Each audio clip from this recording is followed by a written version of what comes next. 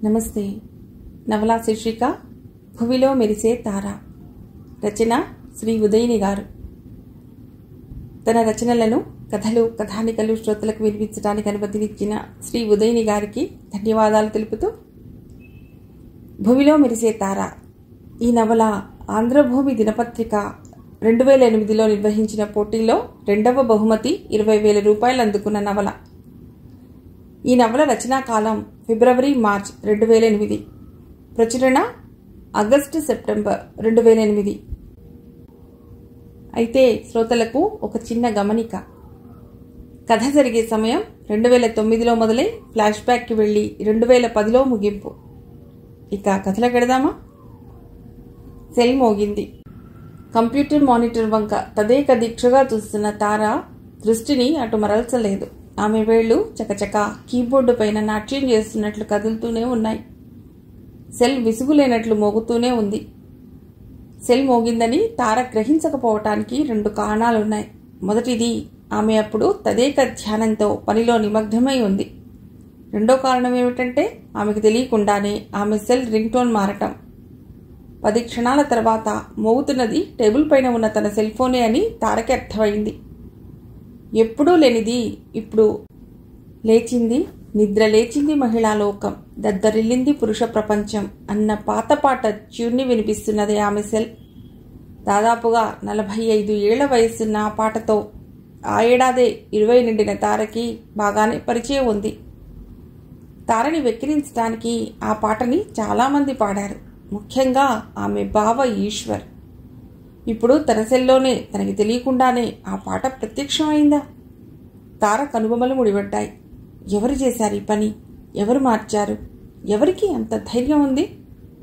తిరిగి సెల్ మౌనం వహించింది. పొద్దున స్నేహితురాలు మహిమ తారకి ఫోన్ చేసినప్పుడు 6 నెలల నుండి వినబడుతున్న అరెరే మనసే జారే అన్న పాట ట్యూన్ రింగ్ టోన్గా వచ్చింది. ఆ తర్వాత తారకి ఎవ్వరూ ఫోన్ చేయలేదు. ఇప్పుడు హఠాత్తుగా ఏదో మాయ జరిగినట్టు రింగ్ టోన్ ఎలా మారింది? తారకి గుర్తుకొచ్చింది. కొన్ని గంటల క్రితం అక్షయ్ వచ్చాడు.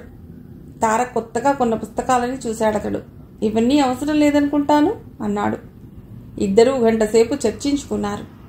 అప్పుడు అక్షయ్ అడిగాడు, అయితే కాలేజీ సంగతి ఏమిటి? కాలేజా అంటే ఏమిటి? తార కావాలని గాంభీర్యాన్ని మొహానికి అద్దుకునే అంది. జోక్స్ వద్దు తారా, ఈ సెమిస్టర్లో మంచి గ్రేడ్ రావటం కూడా ముఖ్యమే కదా. అక్షయ్ ఉద్దేశించలేదు కానీ అతడి స్వరం కాసింత కరుకుగా మారింది.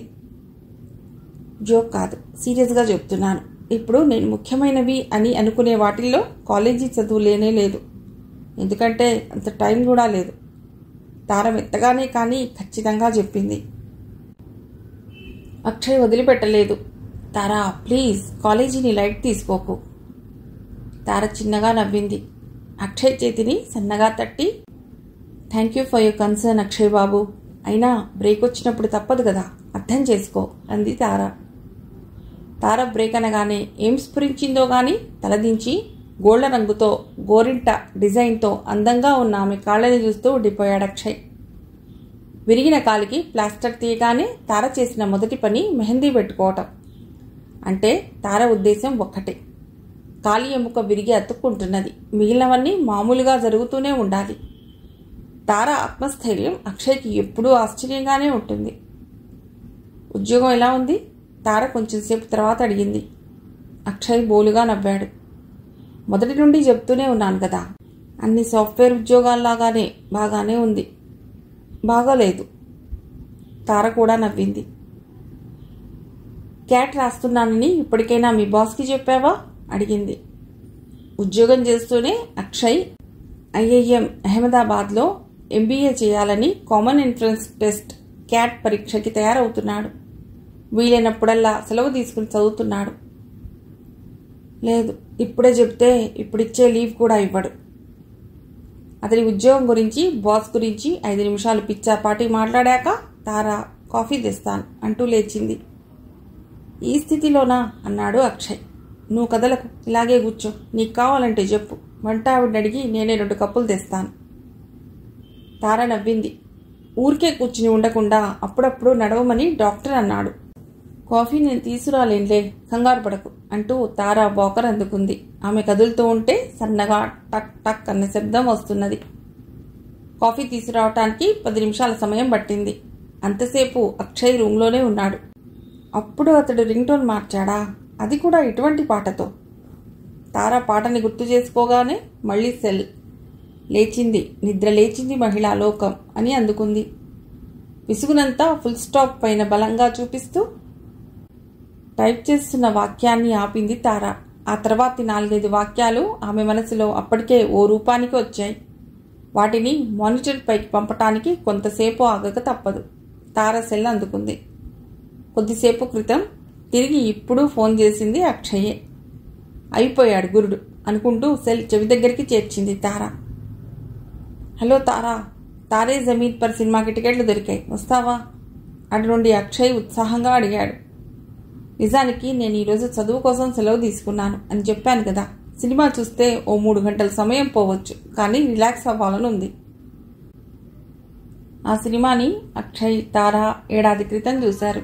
మళ్ళీ ఈ మధ్య అది ఓ మల్టీప్లెక్స్లో వచ్చింది. అక్షయ్ తండ్రి మూర్తి ఇప్పుడు చూసి వీళ్ళిద్దరికన్నా భిన్నమైన కోణంలో దాన్ని విశ్లేషించాడు. అప్పటి నుండి ఆ సినిమాని ఇంకోసారి చూడాలనుకున్నారు. ఆ సినిమాకి టికెట్లు దొరికాయా? నాకు తెలియకుండా నా సెల్లో రింగ్ టోన్ ఎందుకు మార్చావు అని కోపంగా అడగబోయిన తార చివరి క్షణంలో సంభాళించుకుంది. స్వరాన్ని మృదువుగా మార్చి అడిగింది. గుడ్, ఏ షోకి? అక్కడ అక్షయ్ తేలిగ్గా ఊపిరి పీల్చుకున్నాడు. తార కాఫీ తెస్తానని లోపలికి వెళ్ళినప్పుడు అతడికి ఆ కొంటె ఊహ పుట్టింది. క్షణాలలో ఆమె సెల్లో రింగ్ టోన్ మార్చాడు. అప్పుడు సరదాగా అనిపించింది, కానీ కాఫీ తాగుతున్నంతసేపు అతడు తార సెల్ వంక కంగారుగా చూస్తూనే ఉన్నాడు. అతను ఉండగానే ఆమెకి ఎక్కడి నుంచైనా కాల్ వచ్చి అది కొత్త రింగ్ టోన్తో మోగి ఉంటే అప్పుడే తారకి దొరికిపోయేవాడే. ఆ పాటను వింటే వచ్చే కోపంతో తార నన్ను నమిలి మింగేస్తుంది అని అప్పుడు భయపడ్డాడు అక్షయ్. సినిమా టికెట్లు దొరికాయని కాబోలు తార ప్రసన్నంగానే ఉంది అనుకున్నాడు ఇప్పుడు సంబరంగా. తార అడిగిన ప్రశ్నకి సమాధానంగా మధ్యాహ్నం షోకి అంటూ టైం చెప్పాడు అక్షయ్. తార కొద్ది క్షణాలు ఆలోచించింది. చిన్న ఇబ్బంది ఉంది అక్షయ్, నేను ఇప్పుడు దిల్సుఖ్ నగర్ ఎడుతున్నాను. 1:30కి నువ్వు నన్ను కోణార్క్ థియేటర్ దగ్గర పికప్ చేసుకుంటావా? నో ప్రాబ్లం, హుషారుగా అన్నాడు అక్షయ్. సమస్య అప్పుడే ప్రారంభమైందని పాపం అతడికి తెలియదు. క్లినిక్కి వెడుతున్నావా? అతడి ప్రశ్నకి అవునని కానీ కాదని కానీ సమాధానం ఇవ్వటం ఆమెకి ఇష్టం లేదు. దిల్సుఖ్ నగర్ అంటే క్లినిక్ అని అనుకోవాలా అడిగింది. అది అలా ఉంచు, కానీ పొద్దున నా సెల్ని కెలికింది నువ్వేనా? అక్షయ్ నవ్వాడు. అది గుండమ్మ కథలో పాట. పింగళి సాహిత్యం, ఘంటసాల సంగీతం, గాత్రం నాకు తెలుసు బాబు.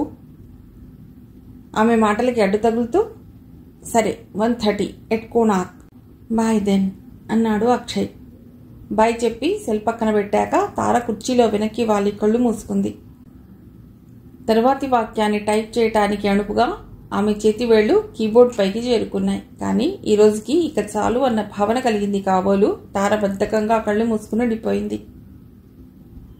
పని అయిపోయింది, వెళుతున్నాను అని వంటావిడ చెప్పటానికి వచ్చినప్పుడు కూడా తార కళ్ళు తెరవలేదు. వెనక్కి తిరిగిన వంటావిడ హాల్లోకి 2 అడుగులు వేశాక ఆగి, అదేమిటమ్మా టెలిఫోన్ రిసీవర్ పక్కన పెట్టారేమిటి అంది. చటుక్కున కళ్ళు తెరిచింది తార. కంప్యూటర్ ముందు కూర్చున్న తర్వాత టెలిఫోన్ 3 సార్లు మోగింది. ఆ 3 సార్లు తార ఓపిగ్గా లేచి రిసీవర్ అందుకుంది. తీరా చూస్తే అవి మీకు లోన్ కావాలా, క్రెడిట్ కార్డు కావాలా లాంటి కాల్స్. దాంతో తారకి విసుగొచ్చింది. రిసీవర్ పక్కన పెట్టి పనిలో పడింది.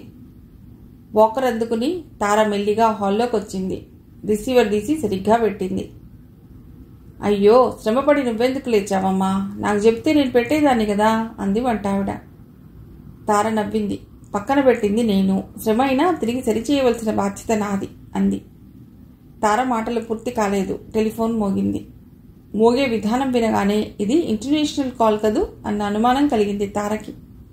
అమెరికా నుండి బావ ఎప్పటి నుండి ప్రయత్నిస్తున్నాడో చప్పున రిసీవర్ ఎత్తి హలో అంది. ఆమె ఊహ సరి అయినదే. ఆ ఫోన్ చేసింది అమెరికా నుండి తార అక్క భర్త ఈశ్వర్. ఎవరు? సాల్ట్ పీటరా? ఈశ్వర్ అడిగాడు. అత్తగారు ఫోన్ తీసి ఉంటే అతడు సంతోషించేవాడు. దొరకక కరుడుగట్టిన ఫెమిలిస్ట్ మరదల పిల్లకే దొరకాలా? అతడి ఉద్దేశంలో తార సూర్యకారం లాంటిది. తారకి కాకుండా అత్తగారికి ముందుగా కబురు చెప్పాలని అతడు ప్రయత్నిస్తున్నాడు. హాయ్ బావా, నేను తారని. ఏమిటి సంగతులు? అక్కెలా ఉంది? తార గబగబా అడిగింది. ఈ గడుసు పిల్లకి ఏం చెప్పాలో ఈశ్వర్ ఈ 2 క్షణాల సమయంలో మనసులోనే రిహార్సల్స్ వేసుకున్నాడు. రమ దివ్యంగా ఉంది. శుభవార్త చెప్పాలని ఎప్పటి నుండి ప్రయత్నిస్తున్నానో తెలుసా? చివరికి మీ ఫోన్ చెడిపోయిందా అన్న అనుమానం కూడా కలిగింది. సైట్కి వెళ్లారేమో, మావయ్య సెల్ కవరేజ్లో లేదు. మీ ఫోన్ ఎంగేజ్ ఎంగేజ్ ఎంగేజ్. విసుగుతో ఇదే చివరిసారి అనుకుంటూ ఇప్పుడు డయల్ చేశాను. అసలు సంగతి ఏమిటంటే రమకి సులువుగానే డెలివరీ అయింది. తల్లి బిడ్డ క్షేమంగా ఉన్నారు. కంగ్రాట్స్ బావా, చక్కటి శుభవార్త చెప్పారు. అక్క ఎలా ఉంది? తార ఆతృతగా అడిగింది. మరీ అంత స్త్రీ పక్షపాతం బాగోలేదు తారా.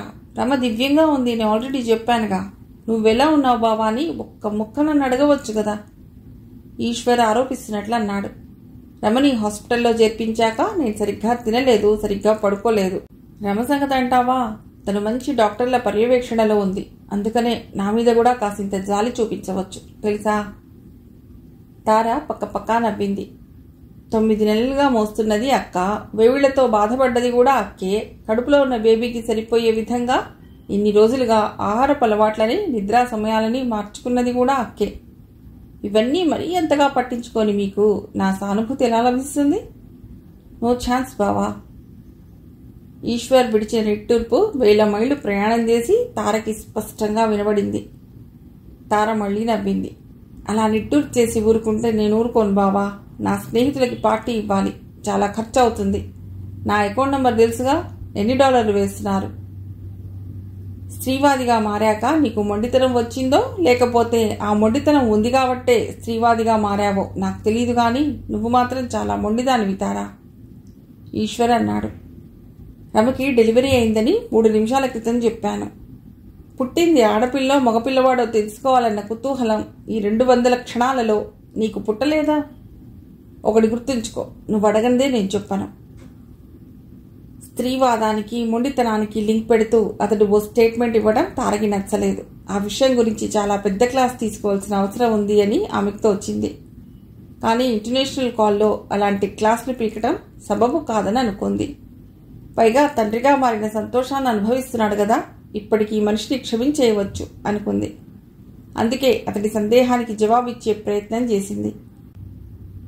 పాపాయికి నేనేం ఐడి కార్డు ఇష్యూ చేయటం లేదు కదా బావా. మీలా ఫిమేలా అన్న విషయం నాకెందుకు? పాపాయికి పంచె కొనాలా చీర కొనాలా అన్న సందిగ్ధం నాకేం కలగటం లేదు. ఒకవేళ కలిగినా పంచె కానీ చీర కానీ ధరించే వయస్సు పాపాయికి వచ్చేటంత వరకు ఆడో మగో పట్టించుకోనక్కరలేదు. పిల్లలు పుట్టగానే ఆడా మగ అన్న విచక్షణ మొదలవటం నాకు విసుగ్గా ఉంటుంది. ఆడైతే ఇవ్వబోయే కట్నం గురించి, మగపిల్లవాడైతే ఐఐటీలో సీటు వస్తుందా అని ఆలోచించడం మొదలెట్టడం, అదంతా నాకు వెర్రిగా తోస్తుంది. ఈ కొన్ని రోజులైనా వాళ్ళని ఏ విచక్షణకి వివక్షకి గురి చేయకపోతే నయం కదా, పెద్దయ్యాక ఎలాగూ తప్పదు. 4 ఏళ్ల క్రితం రమకి ఈశ్వర్కి వివాహం అయింది. ఈ 4 ఏళ్లలోనూ తార మాట్లాడిన వాటిల్లో సగానికి పైగా ఈశ్వర్కి కొరుకుడు పడలేదు. తార లేవనెత్తే అంశాలు చాలా వరకు అతడికి నచ్చనివే. అయితే వాటిని ఎలా ఖండించాలో అతడికి ఎప్పుడూ అంతుపట్టలేదు. అయినా ఏదో ప్రయత్నాన్ని మాత్రం చేస్తూనే ఉండేవాడు. తార ఎంత చురుకైనదో అతడికి ఈ సంభాషణతో బాగా తెలిసినట్లయింది. ఆమె దుస్తుల గురించి ప్రస్తావిస్తూ చీరలు ప్యాంట్లు అని ఉంటే అతడు విజృంభించేవాడు. ఇప్పుడు ఆడవాళ్లు కూడా ప్యాంట్లు ధరిస్తున్నారు కదా అని వ్యాఖ్యానించేవాడు. కానీ తార తెలివిగా పంచెలు అన్నది. అందుకని ఈశ్వర్ ఇంకో కోణ నుండి ప్రయత్నించాడు.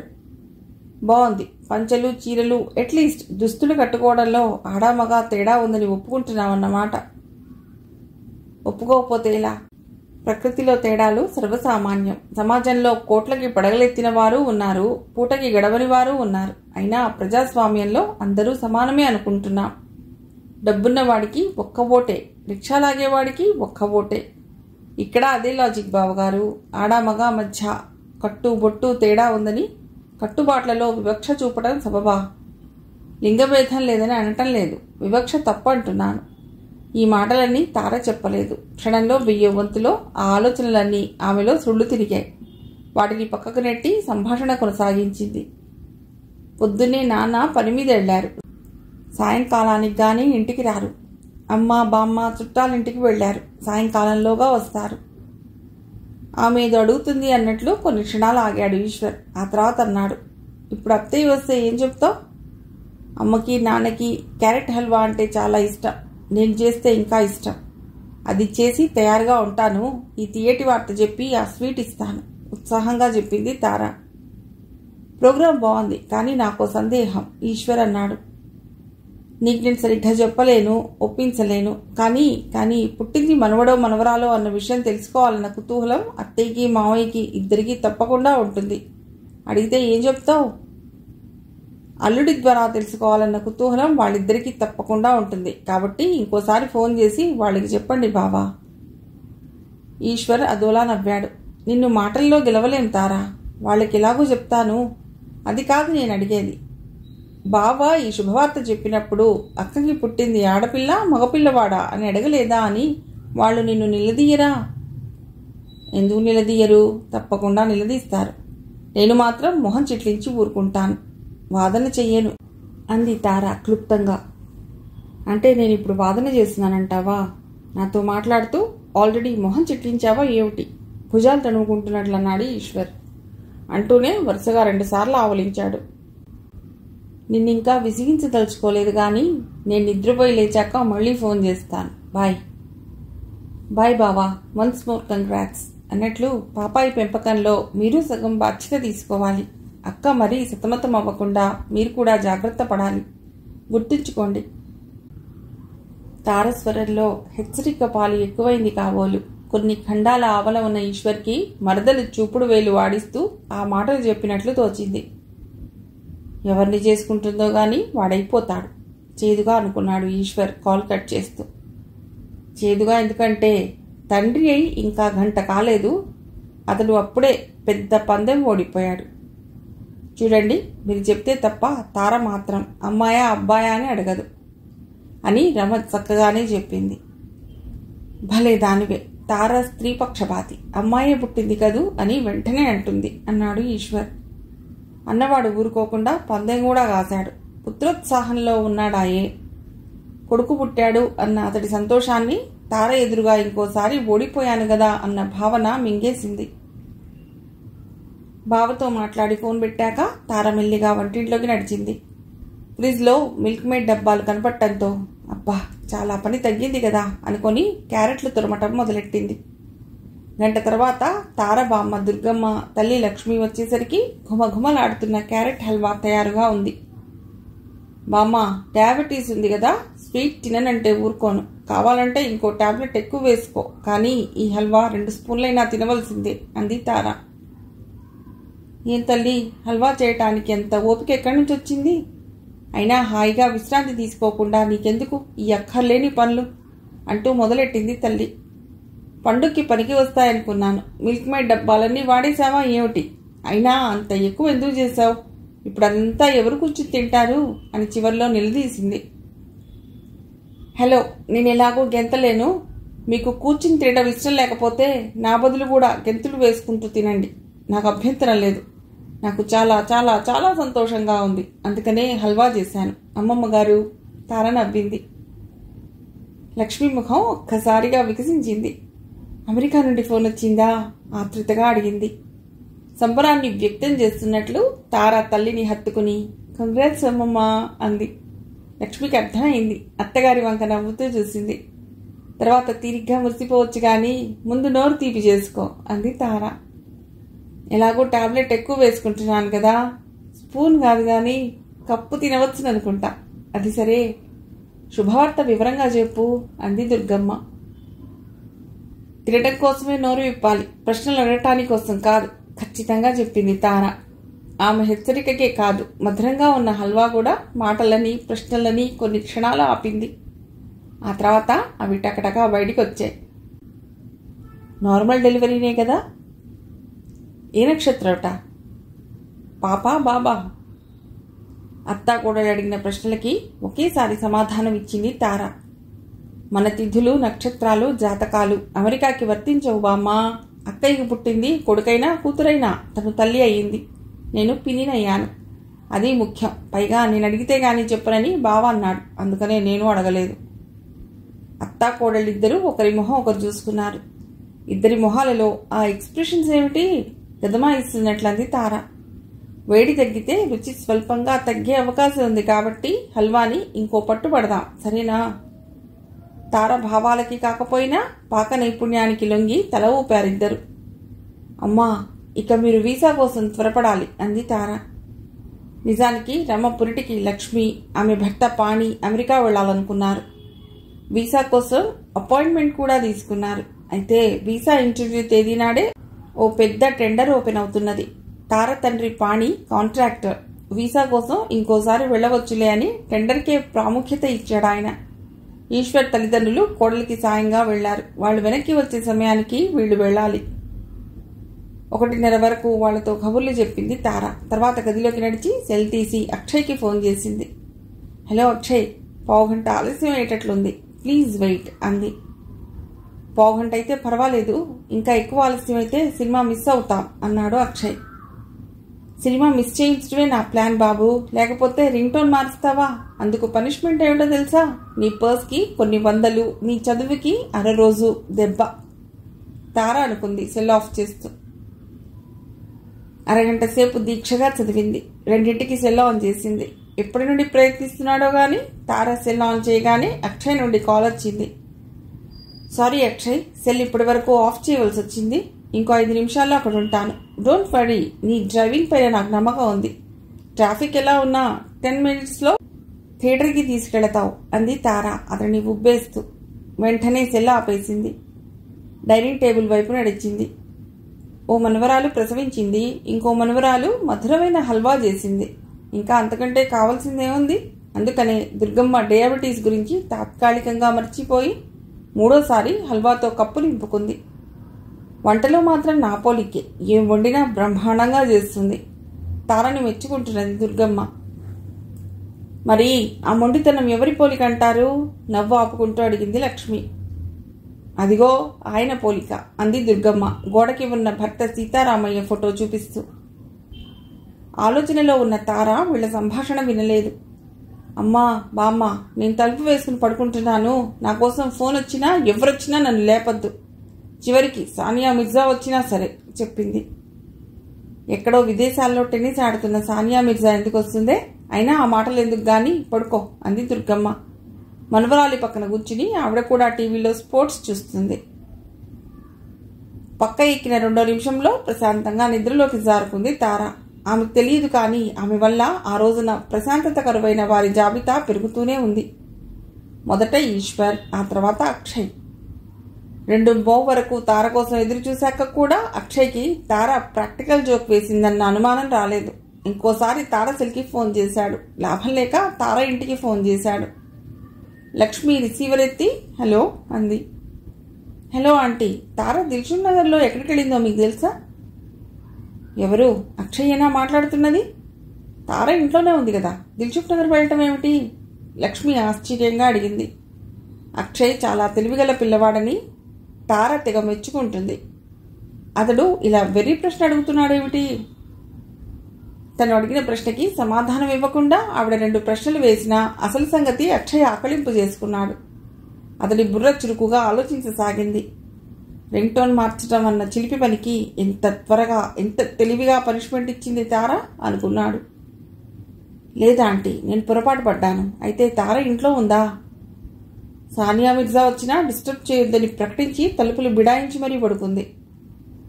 బామ్మలాగా సానియా ఎందుకు వస్తుంది అన్న సందేహం అక్షయ్కి కలగలేదు. ఎందుకంటే సానియా అన్న కోడ్ వర్డ్ అర్థం అతడికి తెలుసు. సరే ఆంటీ, తార లేచాక నేను ఫోన్ చేశానని చెప్పండి అంటూ సెల్ ఆఫ్ చేశాడు. జేబులో ఉన్న టికెట్లు తీసి చింపబోయి ఏమనుకున్నాడో గాని ఆగాడు అక్షయ్. ఆ టికెట్లను ఎత్తి పట్టుకుని వాటి వంకే చూస్తూ, తారా, ఇంత తెలివిగాను అసలు పందెంలో నువ్వు గెలిస్తే నాకన్నా సంతోషించేవాళ్లు ఎవ్వరూ ఉండరు అని మనసులో అనుకున్నాడు. ఈశ్వర్, అక్షయ్ల తర్వాత తార వలన ఆ రోజు కలత చెందిన 3వ వ్యక్తిగా లిస్టులో చేరిన వ్యక్తి లక్ష్మి. సానియా వచ్చినా డిస్టర్బ్ చేయవద్దని ప్రకటించి తలుపులు బిడాయించి మరీ పడుకుంది అని అక్షయ్కి చెప్పి ఫోన్ పెట్టేశాక అత్తగారికి తన ఆందోళనని వ్యక్తపరిచింది. రమ ఎంత అణుకుగా ఉంటుంది, అదే పెంపకం కదా, కానీ తార ప్రవర్తన ఎంత చిత్రంగా ఉంటుందో చూడండి. పెళ్ళయ్యాక మొగుడితోనైనా సజావుగా నడుచుకుంటుందా? నిజానికి ఆ ప్రశ్న దుర్గమ్మని కూడా చాలా రోజుల నుంచి వేధిస్తున్నది. కోడల్ని ఇంకా అధైర్యపరచటం ఎందుకు అన్నట్లు, చిన్నపిల్ల కదా, పెద్దయితే అదే తెలుసుకుంటుంది అని అంది. 20 నడుస్తున్నాయి. చిన్నపిల్ల ఇప్పుడు కాలేజీ మానేసి ఇంటి దగ్గర కూర్చుంది. లక్ష్మి నిట్టూర్చింది. షుగర్ మందులు ఎంత ఎక్కువ తీసుకున్నా 4వ కప్పు అందుకోవటం శ్రేయస్కరం కాదని దుర్గమ్మ జంకింది. ఆ నిరుత్సాహాన్ని అధిగమించడానికి, కోడలు మూడు మెరుగుపరచడానికి ఆవిడ ప్రస్తావన మార్చింది. అయ్యో, ఇంతకీ అబ్బాయికి సంగతి తెలుసో లేదో అంది. ఆయనకి చెప్పాలని నేను కూడా అనుకున్నాను, కానీ ఆయన తప్పకుండా మనవడా మనవరాలా అని అడుగుతారు. ఈ పెంకి పిల్ల చేసిన ఘనకార్యం ఎలా చెప్పటం? లక్ష్మి మెల్లిగా అంది. చెప్పటానికి ఎందుకు భయం? ఆయన గారు చేసిన గారం వల్లనే కదా తార ఇలా అయ్యింది. జరిగిందేమిటో వాడికి తెలిస్తేనే మంచిది అంది దుర్గమ్మ. అమ్మాయికి సుఖప్రసవం అయిందండి అని భార్య చెప్పగానే పాణి అడిగిన మొదటి ప్రశ్న లక్ష్మి ఊహించిందే. నిజానికి మనవడైతే నాలాగా కాంట్రాక్టులు చేస్తాడా, లేక అల్లుడిగారిలాగా ఇంజనీర్ అవుతాడా అని నాన్న, మనవరాలైతే అది రమలాగా బుద్ధిమంతురాలవుతుందా, లేకపోతే తారలాగా పెంకిపిల్ల అవుతుందా అని నువ్వు. ఇప్పటి నుండే వరి అవటం ఎందుకు గాని, నువ్వు నాన్న తాత అమ్మమ్మలయ్యారు, ఆ సంగతి తలుచుకుని మురిసిపోండి అని వార్నింగ్ ఇచ్చింది మీ గారాల కూతురు. ఈ రాత్రికి అల్లుడు గారు మళ్లీ ఫోన్ చేస్తారట, అప్పుడు తెలుస్తుంది. అంతవరకు సస్పెన్సే. భార్యతో మాట్లాడి ఫోన్ పెట్టాక పాణి చాలాసేపు మౌనంగా ఉండిపోయాడు. ఆయన ఎదురుగా కూర్చున్న సైట్ ఇంజనీర్ జరిగిన సంభాషణలో సగం మాత్రమే విన్నా సంగతి ఏమిటో ఆకళింపు చేసుకున్నాడు. కొత్తగా తాత హోదా అందుకున్న ఆనందం పాణి మొహంలో ఎందుకు కదలాడటం లేదా అన్న అనుమానంలో పడ్డాడు. తార చాలా చురుకైన పిల్ల. ఆ లక్షణం ఆమెకి తండ్రి నుండి సంక్రమించింది. అప్పటికి అమెరికాలో సమయం అర్ధరాత్రి దాటుతుంది. కాబట్టి అల్లుడిని కానీ బియ్యంకుడిని కానీ అడగటం కుదరదు. మరి రాత్రి అల్లుడు ఫోన్ చేసేలోగా ఎలా తెలుసుకోవటం? 3 నిమిషాల ఆలోచన తర్వాత పాణి ముఖం వికసించింది.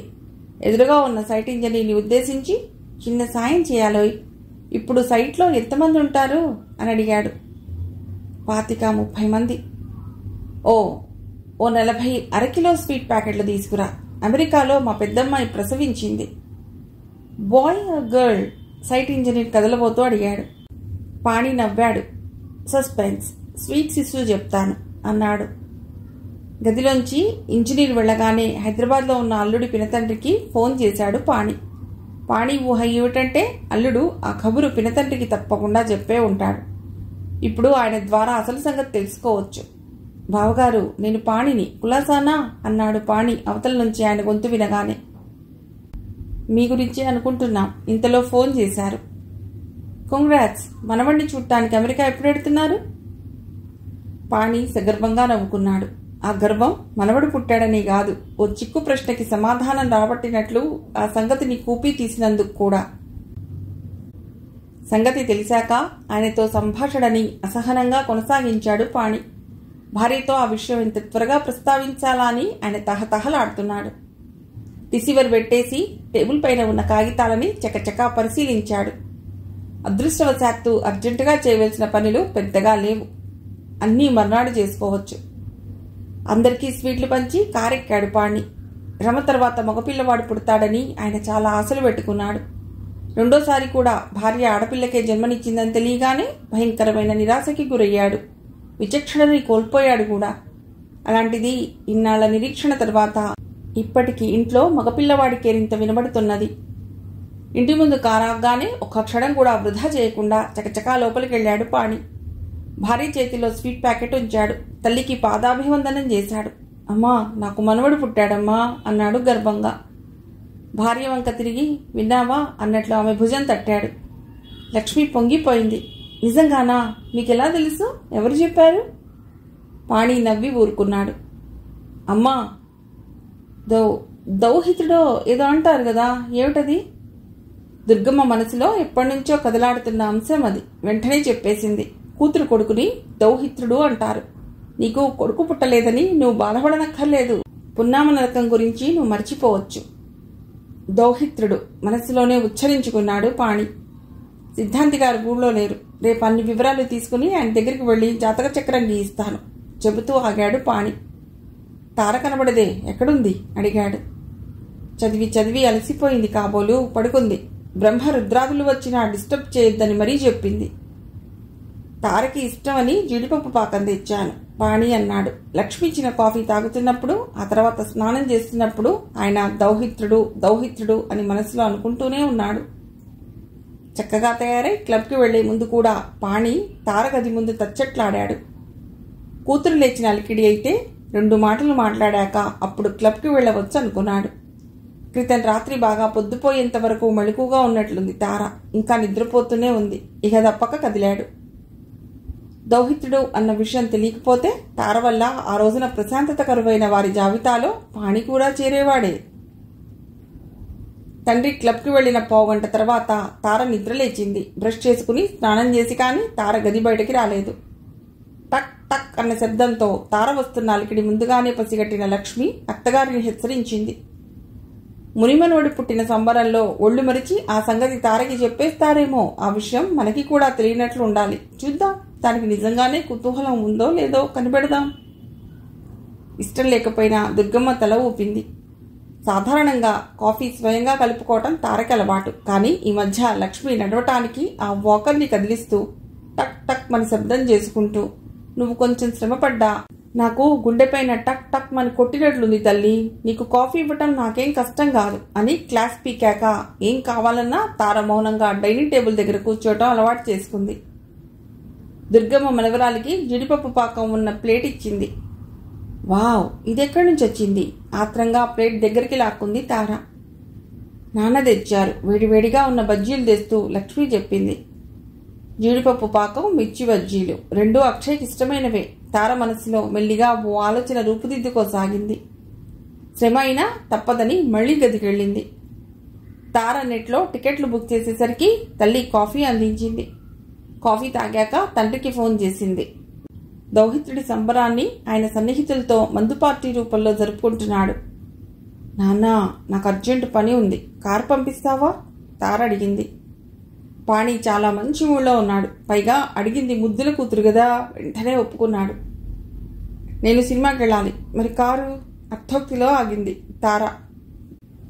పాణి చుట్టూ చూశాడు. పార్టీలో ఎవరో ఒకరు తనని ఇంటి దగ్గర దింపకపోరు. అలాగే తల్లి, నో ప్రాబ్లం అన్నాడు. అక్షయ్ ఇంటి ముందు కారాగింది. డోర్ తీసుకుని జాగ్రత్తగా వాకర్ని బయటపెట్టి మెల్లిగా దిగింది తార. రాము, ఈ బ్యాగ్ తీసుకురా అంది డ్రైవర్తో. కాలింగ్ బెల్ విని తలుపు తీసిన అక్షయ్ తల్లి విమల ఎదురుగా నించున్న తారని చూసి ఆశ్చర్యపోయింది. తారా, నువ్వా? ఏమిటిలా వచ్చావు? అతిథి లోపలికి రాకుండా అడ్డంగా నిలబడ్డానని కొన్ని క్షణాల తర్వాత గ్రహించి, రా లోపలికి రా అంది. తారని అక్షయ్ పరిచయం చేసినప్పుడు ఈ అమ్మాయి లక్షణంగా ఉంది అనుకుంది విమల. ఆ తర్వాత తార ఆలోచనలు, దృక్పథం, పోకడలు దగ్గర నుండి గమనించాక ఆమెకి తారపైన మొదట్లో కలిగిన మంచి అభిప్రాయం ఎందుకనో క్రమేణా క్షీణించసాగింది. కానీ ఇప్పుడు మాత్రం తార పట్టుదలను చూస్తూ మనస్సులోనే అప్రయత్నంగా మెచ్చుకుంది. విరిగిన కాలుని నేలకి ఆనించకుండా జాగ్రత్తగా తార నడవటాన్ని చూసి విమల అడిగింది. ఇప్పుడు ఎలా ఉంది తారా? తార చిన్నగా నవ్వింది. దీని సహాయం ఇంకొన్ని రోజులు తప్పదు, కానీ I'm all right aunty. Akshay ఇంట్లో ఉన్నాడా? ఉన్నాడు. అయితే ఈరోజు చదువు అనుకున్నట్లుగా సాగటం లేదు. సచిన్ టెండూల్కర్ ఫోన్ చేసినా సరే తనని డిస్టర్బ్ చేయదని చెప్పి తలుపులు గడియబెట్టి చదువుతున్నాడు విమల అంది. తార పగలబడి నవ్వింది. సానియా వచ్చినా నిద్ర మానేది లేదని తను అన్నట్లు అతడికి తెలిసిందన్నమాట. అయితే అక్షయ్ తెలివిగలవాడు. సచిన్ ఫోన్ చేసినా చెలించనని అన్నాడంటే తను ఫోన్ చేయకుండా స్వయంగా వస్తుందని ఊహించాడన్నమాట. ఆంటీ, ఓ శుభవార్త, నేను పిన్నినయ్యాను. విమలకి స్వీట్ ప్యాకెట్ అందించింది తార. వెరీ గుడ్ పాపా బాబా, విమల యథాలాపంగా అడిగింది.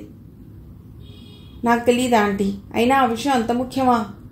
ఆంటీ, అందరూ అదే ప్రశ్న అడుగుతున్నారు. తార క్లుప్తంగాని వాకర్ పట్టుకుని లేచింది. ఆ సమాధానం విని ఈ అమ్మాయి ఈ జన్మకి మారదు అనుకుంది విమల. ఇలాంటి మొండి పిల్లని ఎవరు భరించాల్సి వస్తుందో వాడికి సానుభూతి చెప్పక తప్పదు అనుకుంది. అంతలోనే ఆ సానుభూతులని, జాలిచూపులని అందుకునే వ్యక్తి తన పుత్రరత్నమే అయ్యే అవకాశం లేకపోలేదు కదా అనుకుని మనస్సులోనే నిట్టూర్చింది. మొహమాటం లేకుండా తలుపు గట్టిగానే కొట్టింది తార. అలా ఎవరో కొడతారని ఎదురు చూస్తున్నాడేమో తెలీదు, కానీ అక్షయ్ వెంటనే తలుపు తీశాడు. తారని చూసి అప్రతిభుడయ్యాడు. తారా అని మాత్రం అనగలిగాడు. ఆ తర్వాత మౌనంగా ఆమె వంక చూస్తూ ఉండిపోయాడు. అక్షయ్, మధ్యాహ్నం జరిగిన దానికి సారీ. పరిహారం చెల్లించుకునే అవకాశం నాకు ఇవ్వవా ప్లీజ్? తార తీయగా నవ్వుతూ అడిగింది. పరిహారమా? అర్థం కానట్లు అడిగాడు అక్షయ్. తారే జమీన్ పర్ సినిమాకి నెట్లో టికెట్లు బుక్ చేశాను. నీకు ఇష్టమైన పచ్చిమిర్చి బజ్జీ హాట్ ప్యాక్లో వేడిగా ఉంది. మిర్చి నాలికని కారం చేస్తే తగ్గించడానికి జీడిపప్పు పాకం తయారుగా ఉంది. బయట కార్ వెయిట్ చేస్తున్నది. షోకి ఇంకా అరగంట సమయం ఉంది. ఇంకా ఏమన్నా వివరాలు కావాలా? తార చిలిపిగా అడిగింది. నాకు డౌట్ లేదు, నాకు బుద్ధి లేదు, అక్షయ్ ప్రకటించాడు. నిన్ను ఇలా నిలబెట్టి మాట్లాడుతున్నాను కదా. అంతేకాదు, నా బుర్ర సరిగ్గా పనిచేయటం లేదు. ఈ వాకర్ ఉండగా నిన్ను బైక్ పైన పికప్ చేసుకునే ఛాన్స్ లేనే లేదు అని నా మట్టి బుర్రకి అప్పుడే తట్టి ఉండవలసింది. ఏం లాభం? అప్పుడు ఫూల్లాగా నీకోసం ఎదురు చూశాను. ఆ తర్వాత నువ్వు కనిపిస్తే చెడామడా దులిపేద్దాం అనుకున్నాను. కానీ మిర్చి బజ్జీ అని జీడిపప్పు పాకం అని ఇప్పుడు ఇంత అందంగా ముదరి కాళ్ళకి బంధం వేశావు. సరే, గివ్ మీ 5 minutes, ముఖం గడుక్కుని వస్తాను అన్నాడు అక్షయ్. 2 mistakes. నీది పట్టిబుర్ర కానే కాదు. ఇక రెండో తప్పు ఏమిటంటే, ముందరి కాళ్ళు ఉన్నది నీకు కాదు, నాకు. ఇదిగో ఈ వాకర్ చూడు. తార నవ్వుతూ అంది. తార నవ్వుతూనే ఉన్నది, కానీ వేసే ప్రతి అడుగుకి ముందుగా ఆ వాకర్ని కదిల్చి కానీ ఆమె నడవలేకపోవటం గమనిస్తే అక్షయ్కి దుఃఖం పొంగుకొచ్చింది. ఇంకా ఎన్ని రోజులో తారకి ఈ యాతన? ఎంత చిలాకీగా తిరిగేది.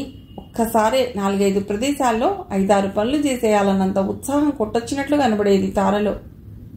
ఆ ఉత్సాహం ఏమాత్రం కొరవడలేదు, కానీ వెసులుబాటే కరువైంది కదా. అప్పుడే కాదు, ఆ తర్వాత సినిమా హాల్లో కూడా వాకర్ సహాయంతో తార నడవటం దగ్గర నుండి గమనించిన అక్షయ్ గుండె తరుక్కుపోయింది. వాళ్ళిద్దరూ మెల్లిగా సినిమా హాల్లోకి వెళుతుంటే ఆ దృశ్యం ఓ వ్యక్తిని ఆకర్షించింది. వాళ్ళని సమీపించి, ఇలా అడగటం నాకు అవసరమే, కానీ ఈ స్థితిలో సినిమాకి రావటం అవసరమా అని హిందీలో అడిగాడు. ఆయన స్వరంలో కదలాడిన ఆప్యాయతతో కూడిన మందలింపు తారని కదిలించింది. ఈ స్థితి అంటే? నాకేమైంది అంకుల్? I'm all right. పాపం ఈ వాకరే నా బరువు మోయలేక, ఎవరితోనూ తన బాధ చెప్పుకోలేక మూగగా సతమతమవుతున్నది అంది తార తన సహజ ధోరణిలో.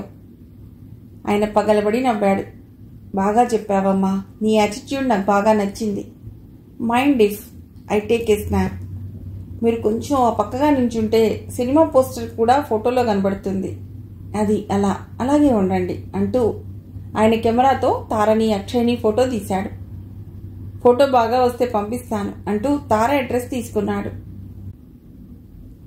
ఆ రాత్రి పాణికి చాలాసేపటి వరకు నిద్ర పట్టలేదు. తప్ప తాగటం ఆయనకి ఎప్పుడూ అలవాట్లేదు, కానీ ఆ రోజు మోతాదు మించాడు. అయినా ఎందుకో కంటికి కునుకు కరువైంది.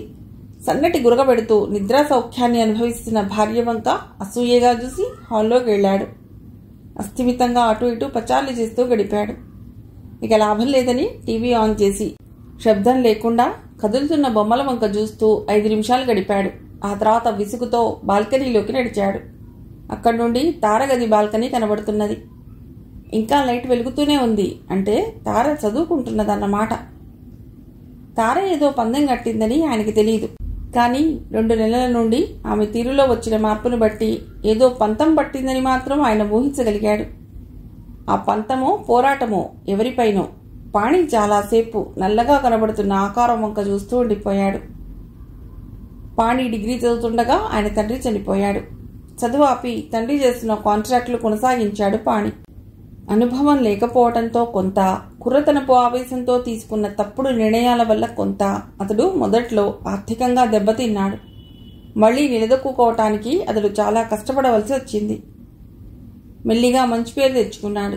పర్వాలేదు, ఇక స్థిరపడినట్లే అని అనుకున్నాక అతడు లక్ష్మిని పెళ్లి చేసుకున్నాడు. పెళ్ళయ్యాక కాంట్రాక్టర్గా అతడి స్థాయి పెరిగింది. రేపు తనకి కొడుకు పుట్టాక వాడు ఏ చదువులు చదివినా ఇంతకంటే ఎక్కువ సంపాదించలేడు, కాబట్టి తన కొడుకు కూడా కాంట్రాక్టర్ వృత్తిలోకి వస్తాడు. అందులో సందేహం లేదు. అందుకనే కొడుకుకి చిన్నప్పటి నుండే తర్ఫీదు ఇవ్వాలి. ఈ రంగంలో ఉండే ఆటుపోట్ల గురించి సరియైన అవగాహన కల్పించాలి అనుకునేవాడు. తన తండ్రి అలాంటి జాగ్రత్త తీసుకోకపోవటం వల్లనే కదా తాను మొదట్లో దెబ్బతిన్నది. పెళ్లైన 3 ఏళ్లకి లక్ష్మి నెలతప్పినప్పుడు పాణి ఆమెని అపురూపంగా చూసుకున్నాడు. కాలు కింద పెట్టనివ్వలేదు. తన వంశోద్ధారకుడికి జన్మనివ్వబోతున్న భార్య పుట్టింటికి వెడుతున్నప్పుడు పాణి చేసిన హడావుడి అంతా ఇంతా కాదు. మామగారు ఫోన్ చేసి కూతురు పుట్టిందని చెప్పగానే పాణి తీవ్రమైన షాక్కి గురయ్యాడు. రమ పుట్టిన నెలకి గాని కూతుర్ని చూడటానికి వెళ్లలేదతడు. కాంట్రాక్ట్ పనులలో తీరిక దొరకలేదు కాబోలు అనుకుంది లక్ష్మి. మొదటిసారి ఓ రకమైన సంకోచంతోనూ సందేహంతోనూ రమని చేతుల్లోకి తీసుకున్నాడు పాణి. కొత్తగా కనబడుతున్న అతడి మొహం వంక ఆ పసిపాప తదేకంగా చూసి అంతలోనే నిద్ర ముంచుకురావటంతో ముద్దుగా ఆవలించి కళ్ళు మూసుకుంది. పాణి అప్రయత్నంగా కూతుర్ని గుండెలకి హత్తుకున్నాడు. ఆ తర్వాత రమని గారంగానే చూసుకున్నాడు. భార్యతో మెత్తగానే ప్రవర్తిస్తున్నాడు. కొడుకు పుట్టలేదన్న నిరాశ అతడికి కలగలేదని కాదు, కానీ దాన్ని అతడు బయటికి ప్రదర్శించలేదు. ఆ నిరాశని అధిగమించటానికి కాబోలు అప్పుడే అతడికి జాతకాలు, జ్యోతిష్యం పైన నమ్మకం ఏర్పడటం మొదలైంది. అలా పరిచయమైన సిద్ధాంతి సలహాల ప్రకారం అతడు అన్ని నిర్ణయాలు తీసుకోసాగాడు. రెండోసారి పుట్టింటికి వెళుతున్న భార్యతో పాణి చెప్పాడు. సిద్ధాంతి గారు అన్నీ చక్కగా లెక్క వేశారు. గ్రహస్థితి చాలా బాగుందిట. అన్నీ కలిసి వచ్చే సూచనలేనంట.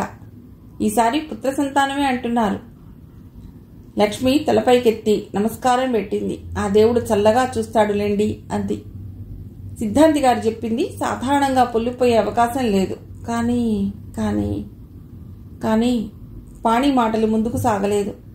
2 నిమిషాలు గడిచినా భర్త వాక్యాన్ని పూర్తి చేయకపోవటంతో లక్ష్మి ఆందోళనగా అతడి వంక చూసింది. పాణి ఆమె చూపుతో చూపు కలిపాడు. అతడి మొహం గంభీరంగా మారింది. మొదటిసారి మగపిల్లవాడు పుడతాడని చాలా ఆశపడ్డాను. ఇంకోసారి అటూ ఇటూ అయితే నేను తట్టుకోలేను. అలా జరిగే అవకాశం లేదు. కానీ పొరపాటున ఈసారి ఆడపిల్ల పుడితే నువ్వు తిరిగి వెనక్కి ఈ ఇంటికి రావాల్సిన అవసరం లేదు. లక్ష్మి నిర్ఘాంతపోయింది. మీ నాన్నకి చెప్పు, మగపిల్లవాడైతేనే నాకు కబురు పెట్టాలి, అర్థమైందా? మరీ ఇలా మాట్లాడితే ఎలా అని అడగటానికి నోరు విప్పబోయింది లక్ష్మి. ఈలోగా పాణి చెరచెరా వెళ్ళిపోయాడు. వాస్తవానికి పెళ్లైన తర్వాత గడిచిన 6 ఏళ్లలోనూ అతడి ప్రవర్తనలో తప్పు పట్టే అంశం లేదు. అలాంటిది భర్త రైలెక్కబోయే ముందు బాంబులా పేల్చిన ఈ హెచ్చరికకి లక్ష్మి తల్లడిల్లింది. పుట్టింటికి వెళ్ళాక కూడా లక్ష్మి కుదుటపడలేకపోయింది. సుందరకాండ పారాయణం చేస్తే తప్పకుండా మగపిల్లవాడు పుడతాడని దూరపు చుట్టం ఎవరో చెబితే రోజుకి 2 పూటలా శ్రద్ధగా చదివింది లక్ష్మి. ఫలాని ఆవిడ మంత్రించి పాలకాయలిస్తుంది, అది తింటే ఫలితం ఉంటుందని విని భక్తి శ్రద్ధలతో అలాగే చేసింది. భర్త కోరిక తీరాలని కొంత, తీరకపోతే అతడు తీసుకునే తీవ్రమైన నిర్ణయానికి గురి కావలసి వస్తుందని కొంత లక్ష్మి సతమతమయ్యింది. తార పుట్టినప్పుడు నెప్పులు సరిగ్గా రాక సిజేరియన్ చేయవలసి వచ్చింది. తారకి జన్మనిచ్చిన కొన్ని గంటల తర్వాత గాని లక్ష్మి స్పృహలోకి రాలేదు. కళ్ళు తెరవగానే లక్ష్మి తన తల్లిని, అమ్మా బాబు పుట్టాడు గదూ అని అడిగింది. కాదు అన్న సమాధానం వినగానే లక్ష్మి కుమిలిపోయింది. ఆయనకి చెప్పారా అని అడిగింది కాసేపటి తర్వాత. తల్లి తలదిప్పుకుంది. రెండోసారి కూడా కూతురే పుట్టిందని మామగారి నుండి కబురు ఫోన్ ద్వారా అందుకున్న పాణి మారు మాట్లాడకుండా ఫోన్ పెట్టేశాడు. ఆ తర్వాత లక్ష్మి తండ్రి ఎంతగా ప్రయత్నించినా ఆయనతో మాట్లాడటానికి పాణి ఇష్టపడలేదు. 2-3 రోజులు గడిస్తే అల్లుడి కోపం తగ్గుతుందని అనుకున్న లక్ష్మి తల్లి ఈ సంగతులన్నీ కూతురికి చెప్పడం ఎందుకు అనుకుంది కాబోలు. ఆయనకి చెప్పారా అని లక్ష్మి అడిగిన ప్రతిసారి లైన్ దొరకలేదుట, ఇంకా చెప్పలేదుట అనేది. అమ్మా ఆయనకి చాలా జాగ్రత్తగా చెప్పాలి ఈ విషయం అనేది లక్ష్మి అమాయకంగా. 2 రోజుల తర్వాత వారం గడిచాక 10 రోజులై లక్ష్మిని హాస్పిటల్ నుండి ఇంటికి తీసుకువచ్చిన తర్వాత లక్ష్మి తండ్రి అల్లుడితో మాట్లాడటానికి ప్రయత్నించి విఫలుడయ్యాడు. ఆ సంగతి సూటిగా కూతురికి చెప్పలేక అల్లుడు పనులతో చాలా బిజీగా ఉన్నట్లున్నాడమ్మా అన్న తీయని అబద్ధాన్ని చెప్పసాగాడు. 4వ సారో 5వ సారో విన్నాక తండ్రి అసత్యం చెప్తున్నాడని లక్ష్మి పసిగట్టింది. ప్రాధేయపడుతూ భర్తకి ఓ ఉత్తరం రహస్యంగా రాసింది లక్ష్మి. రహస్యం ఎందుకంటే తల్లి తండ్రికి తెలిస్తే బాధపడతారని. ఉత్తరం పైన లక్ష్మి దస్తూరి చూసి కవర్ విప్పకుండా చింపేసి చెత్తబుట్టలో పారేశాడు పాణి. భర్త దగ్గర నుండి జవాబు కోసం 10 రోజులు ఎదురు చూసింది లక్ష్మి. ఆ తర్వాత భర్త తనతో అన్న ప్రతి అక్షరం ఆచరణలో పెడుతున్నాడు కాబోలు అనుకుంది కుమిలిపోతూ. కూతురు లోలోబలే బాధపడ్డం లక్ష్మి తండ్రి గమనించాడు. కూతురి కాన్పై నెల గడుస్తున్నా అల్లుడు ఎందుకు మొహం చాటేశాడో ఆయన చూచాయిగా ఊహించగలిగాడు. కానీ ఏం చేయాలో ఆయనకి పాలుపోలేదు. స్వయంగా కలిస్తే మనిషి మెత్తబడకపోతాడా అనుకుని ఆయన కూతురికి చెప్పకుండా అల్లుణ్ణి కలవాలనుకున్నాడు. భార్య పుట్టింటికి వెళ్ళినప్పటి నుండి అక్కడ పాణికి కాంట్రాక్ట్ పనులలో కూడా చాలా చీకాకులు ఎదురవ్వసాగాయి. చేతికి వస్తాయనుకున్న పనులు వేరెవరికో దక్కాయి. పోనీలే ఇంకో కాంట్రాక్ట్ చేజిక్కించుకోవచ్చు అనుకుంటే రాష్ట్రంలో ఎన్నికలు ముందుగానే వస్తాయి అన్న ఊహాగానాలతో ఎక్కడి పనులు అక్కడ ఆగాయి. నమ్మకస్తుడు అనుకున్న వ్యక్తి సిబ్బంది జీతానికి మిగిలిన ఖర్చులకి బ్యాంకు నుండి డబ్బులు డ్రా చేసి అట్నుంచటే ఉడాయించాడు. పోయిన లక్షలు దొరుకుతాయేమో అన్న ఆశతో పోలీసుల చేతులు తడపటానికి వేలు ఖర్చు చేసినా ఫలితం లేకపోయింది. అలా స్తబ్దుగా ఉన్న స్థితిలో ఓ రోజు అతని ఊరు నుండి స్నేహితుడు బాబ్జీ వచ్చి కలిశాడు. పాణి, ఈసారి ఎమ్మెల్యే టికెట్ కోసం ప్రయత్నిద్దాం అనుకుంటున్నాను అన్నాడు. బాబ్జీది రాజకీయాలతో బాగా సంబంధం ఉన్న కుటుంబమే. పైగా అతడికి మంచి పేరు కూడా ఉంది. మంచి పని చేస్తున్నావు, ఆల్ ది బెస్ట్ అన్నాడు పాణి. సమయానికి డబ్బులు అందలేదు. తెలుసు కదా, కొంతైనా ఖర్చు పెట్టనిదే టికెట్ రావటం అంత సులువు కాదు.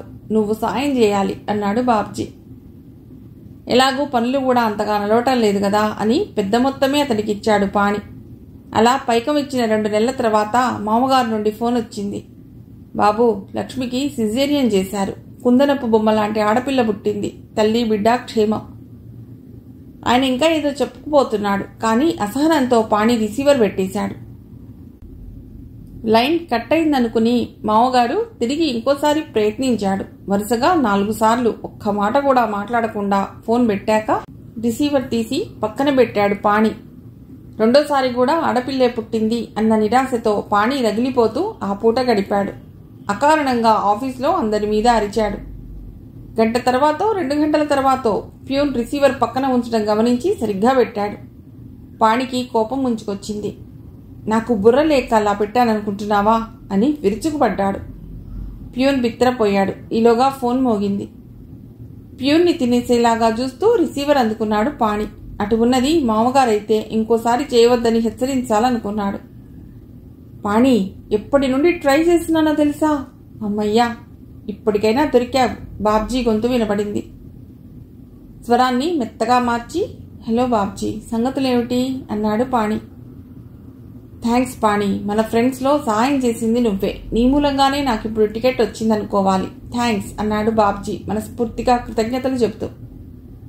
పాణికి ముందు నుండి రాజకీయాలంటే అంతగా ఆసక్తి లేదు. అయినా ఆంధ్రుల ఆత్మగౌరవాన్ని ప్రపంచానికి చాటి చెప్పిన వ్యక్తిగా, రాష్ట్ర రాజకీయాలని కొత్త పుంతలు తొక్కించిన వ్యక్తిగా ఎన్టీఆర్ని పాణి బాగా అభిమానిస్తాడు.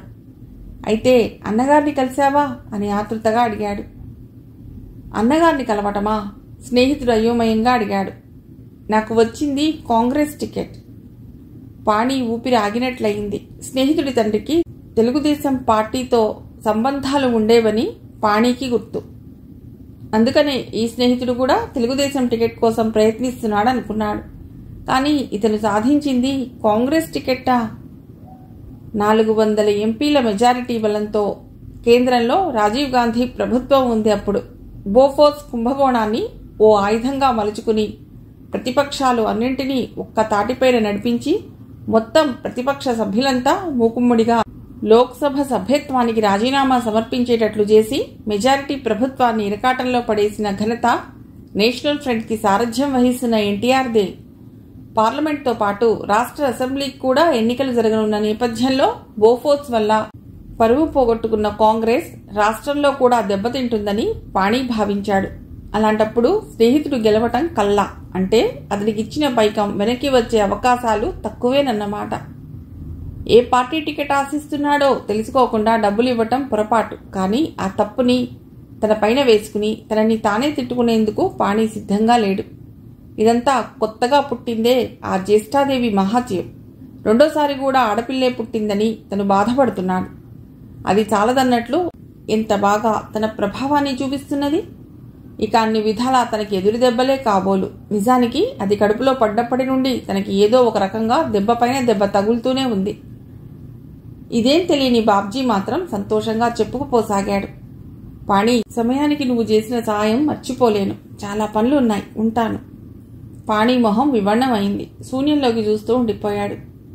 ఆ తర్వాత పరిస్థితి ఇంకా నీరసించింది.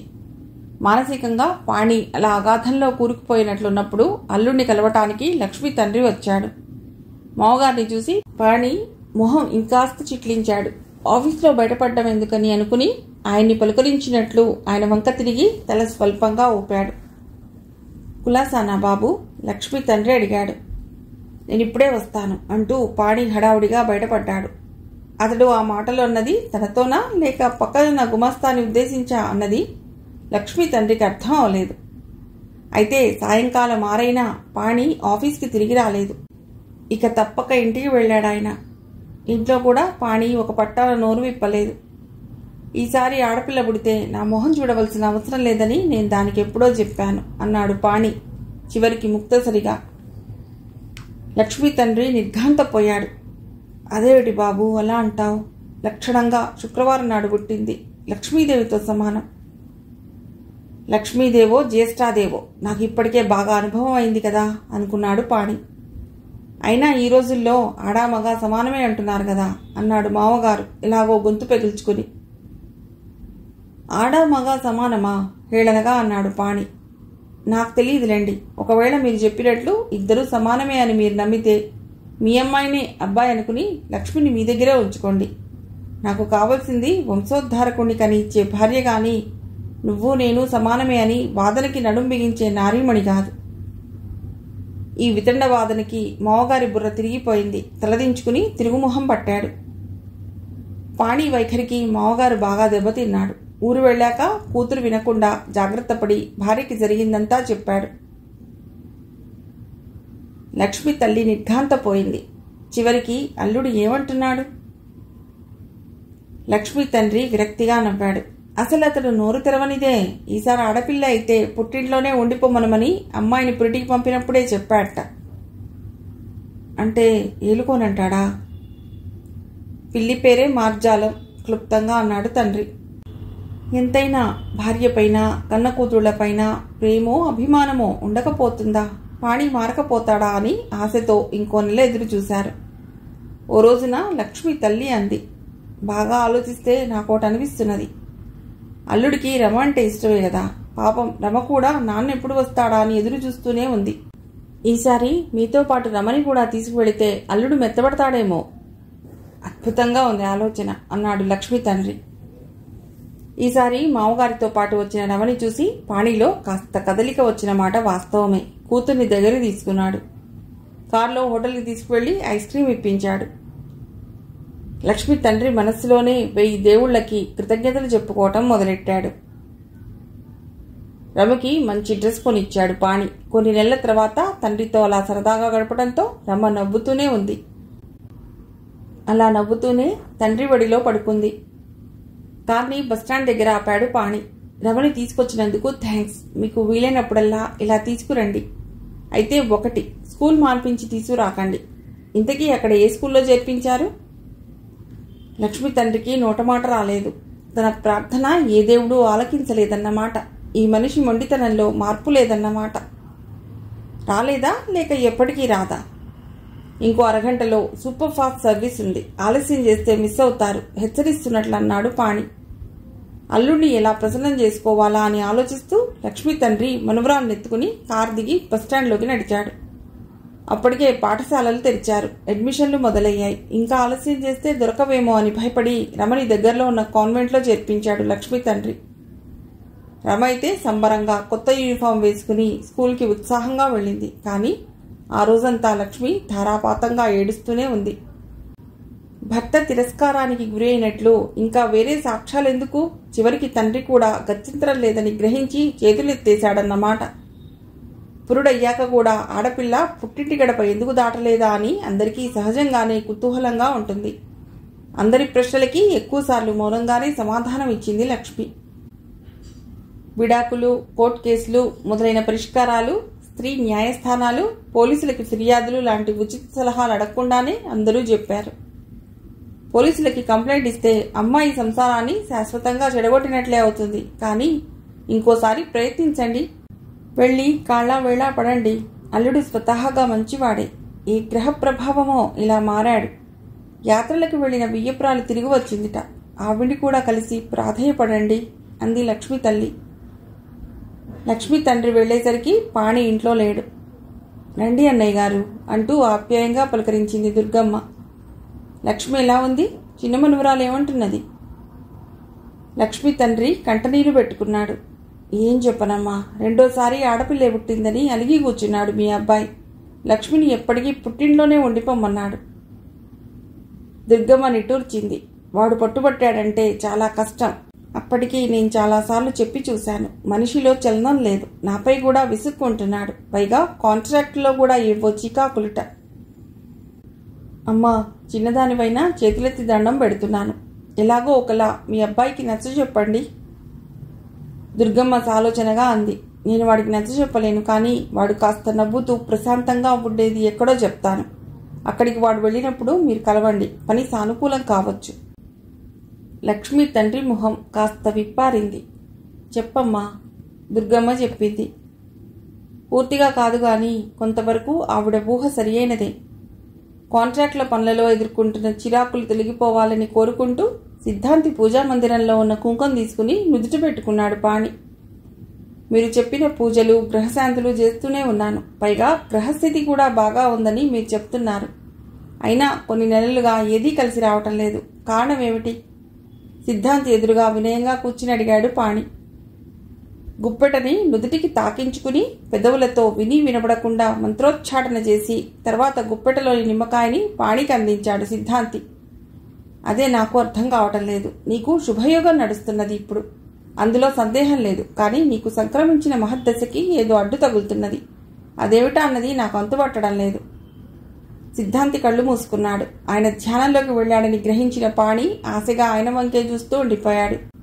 తన దురదృష్టానికి కారణహేతువేమిటో ఈరోజైనా ఈయన పసిగడతాడా? తనని అడ్డుకుంటున్న దాని నుండి తప్పించుకునే పరిష్కారం ఇప్పటికైనా సూచిస్తాడా?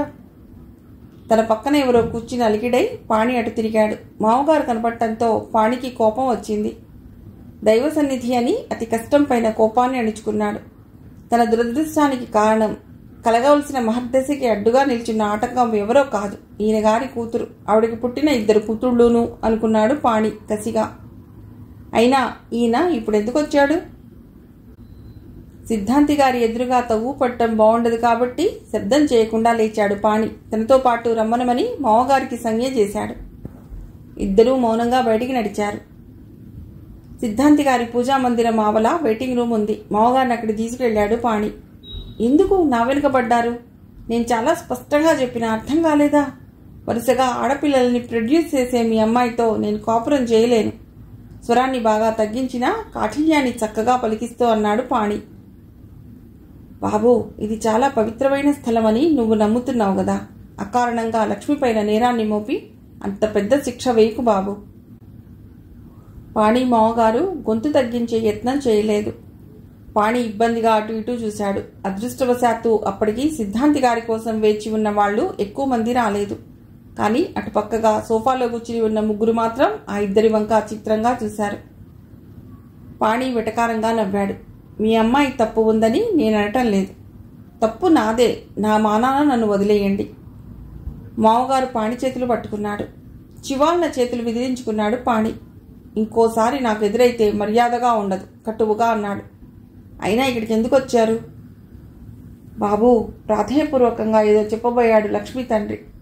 మీరు బయటికి వెళ్ళండి, ముఖద్వారం వంక చూపిస్తూ అన్నాడు పాణి. లక్ష్మి తండ్రి నిరుత్తరుడయ్యాడు. ఏం చేయాలో ఆయనకి పాలుపోలేదు. సరిగ్గా అప్పుడే సిద్ధాంతి గారి శిష్యుడు వచ్చి పాణిని లోపలికి రమ్మనమని సంజ్ఞ చేశాడు. పాణి మామగారిని బెదిరిస్తున్నట్లు చూపుడు వేలాడించి ఇక వెళ్ళండి అన్నాడు. పాణి 4 అడుగులు వేశాక మామగారు అతన్ని అనుసరించాడు. పాణి ఆ సంగతి గమనించలేదు. సిద్ధాంతి ఏం చెప్పబోతున్నాడా అన్న ఆదుర్దాలో ఉన్న పాణి గబగబా వెళ్లి ఆయన ముందు వినయంగా కూర్చున్నాడు. అతను ఇంకా నోరు విప్పకుండానే మామగారు నమస్కారం అన్నాడు సిద్ధాంతిని ఉద్దేశించి. మా అల్లుడు మర్చినట్లున్నాడు. మా మనవరాలి జాతక చక్రం గీయటం గురించి గుర్తు చేద్దామని వచ్చాను. మావగారు తనని వదల్లేదని పాణి అప్పటికి అర్థమైంది. కానీ ఏం చేయలేని అసహాయతతో నిప్పులు కురిపిస్తూ ఆయన వంక చూస్తూ ఉండిపోయాడు. సిద్ధాంతి అయోమయంగా పాణి వంక చూశాడు. పాణి నోరు విప్పేలోగా మళ్ళీ మావగారే చెప్పాడు. ఇదిగోండి వివరాలు, జనన సమయం సరిగ్గానే నోట్ చేశాం. మావగారి నుండి కాగితాన్ని అందుకున్నాడు సిద్ధాంతి. పాణి తల తిప్పుకున్నాడు. ఈ మధ్యకాలంలో పాణి సిద్ధాంతిని 2-3 సార్లు కలిశాడు. ఆడపిల్ల పుట్టిందన్న ఆవేదన వల్ల కాబోలు భార్య ప్రసవించిందని ఆయనతో చెప్పలేదు. సిద్ధాంతి కూడా ఎందుకనో ఆ సంగతి ప్రస్తావించలేదు. సిద్ధాంతి వేళ్లు ముడిచి గుణించాడు. చకచకా లెక్కలు పూర్తి చేశాడు. అవును, అమ్మాయి పుట్టిందని నాతో చెప్పలేదే, సిద్ధాంతి పాణిని అడిగాడు. ఎలా చెప్తాను అనుకున్నాడు పాణి. ఈసారి తప్పకుండా కొడుకు పుడతాడని హామీ ఇచ్చిన సిద్ధాంతి కాశీయాత్రకు వెళ్ళాడు. ఆ తర్వాత చార్ధామ్ యాత్ర అని చెప్పి ఇంకో నెల తర్వాత గాని వెనక్కి రాలేదు. నిజానికి ఆయన వచ్చేయంగానే ఆయనని నిలదీయాలని అనుకున్నాడు పాణి. కానీ అయినదేదో అయినది కదా, ఇప్పుడు రాద్ధాంతం చేస్తే ప్రయోజనం ఏముంటుంది అన్న వైరాగ్యంతో పాణి ఆ కబురు చెప్పలేదు. పాణి కళ్లల్లోకి లోతుగా చూస్తూ సిద్ధాంతి అదే ప్రశ్న ఇంకోసారి అడిగాడు. ఎందుకంటే పాప ఇంకా మామగారి దగ్గరే ఉంది. ఇంకా నేను తీసుకురాలేదు. తీసుకొచ్చాక చెప్పాలని పాణి తడబడ్డాడు. అలాగా అన్నట్లు తల ఊపాడు సిద్ధాంతి. ఆయన అఖండుడు. ఏమైందో ఊహించగలిగాడు. కళ్ళు మూసుకుని ధ్యానం చేస్తున్నట్లు మౌనంగా 4-5 నిమిషాలు గడిపాడు. ఆ తర్వాత కాగితం పైన 10-12 లైన్లు రాసేంత వరకు సిద్ధాంతి నోరు విప్పలేదు. నీకు పట్టవలసిన అదృష్ట యోగానికి ఏదో అడ్డు తగులుతుందని ఇందాక అన్నాను, గుర్తుందా? అదేమిటో ఓ పట్టాన నాకు అంతుపట్టలేదు, కానీ ఇప్పుడు తెలిసిపోయింది. సిద్ధాంతి సస్పెన్స్ కోసం అన్నట్లు ఆగాడు. పాణి అప్రయత్నంగా చేతులు ముకుళించి ఆయనకి దగ్గర అవుతున్నట్లు కాస్త వంగాడు. సిద్ధాంతి కాగితం పైన శబ్దం వచ్చేటట్లు టప్పున కొట్టాడు. అమ్మాయి అదృష్ట జాతకురాలు. ఎక్కడ ఉంటే అక్కడ శుభం జరుగుతుంది. ఇన్నాళ్ళు నీ కూతురి దూరంగా ఉంచుకుని చాలా పెద్ద తప్పు చేశావు పాణి బాబు. వీలైనంత త్వరలో ఆ తప్పుని సరిదిద్దుకో. నీకు ఇంకా అన్నీ ఎలా కలిసి వస్తాయో చూసుకో. పాణి గుటకలు మింగాడు. ఆడపిల్ల పుట్టిందన్న అక్కస్తో చూడటానికి కూడా వెళ్ళలేతాను. అందుకేనా ఏ పని సానుకూలంగా అవ్వకపోగా నష్టాలు, ఇబ్బందులు, చీకాకులు ఎదుర్కోవలసి వస్తున్నది. వణుకుతున్న గొంతుని అతి కష్టం పైన నియంత్రిస్తూ అన్నాడు పాణి. ఎప్పుడు తీసుకురావాలో మీరే ముహూర్తం పెట్టండి. సిద్ధాంతి మొహం పైన చిరునవ్వు మెరిసింది. అంతలో ఆ స్థానంలో ఆశ్చర్యం ప్రత్యక్షమైంది. మావగారు సిద్ధాంతికి సాష్టాంగ దండ ప్రణామం చేశాడు. సిద్ధాంతి నిర్ణయించిన ముహూర్తానికే మామగారింటికి వెళ్ళాడు పాణి.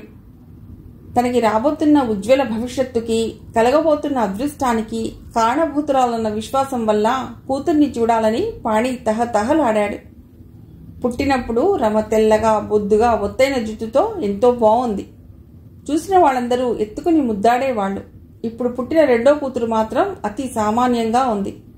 కానీ పాణికి బాగా నచ్చింది. ఎంతైనా తన భాగ్యరేఖ గదా ఈ పసిపాప. భర్త కూతుర్ని అంత ప్రేమగా దగ్గరకు పొదుపుకోవడం చూసి లక్ష్మి పొంగిపోయింది.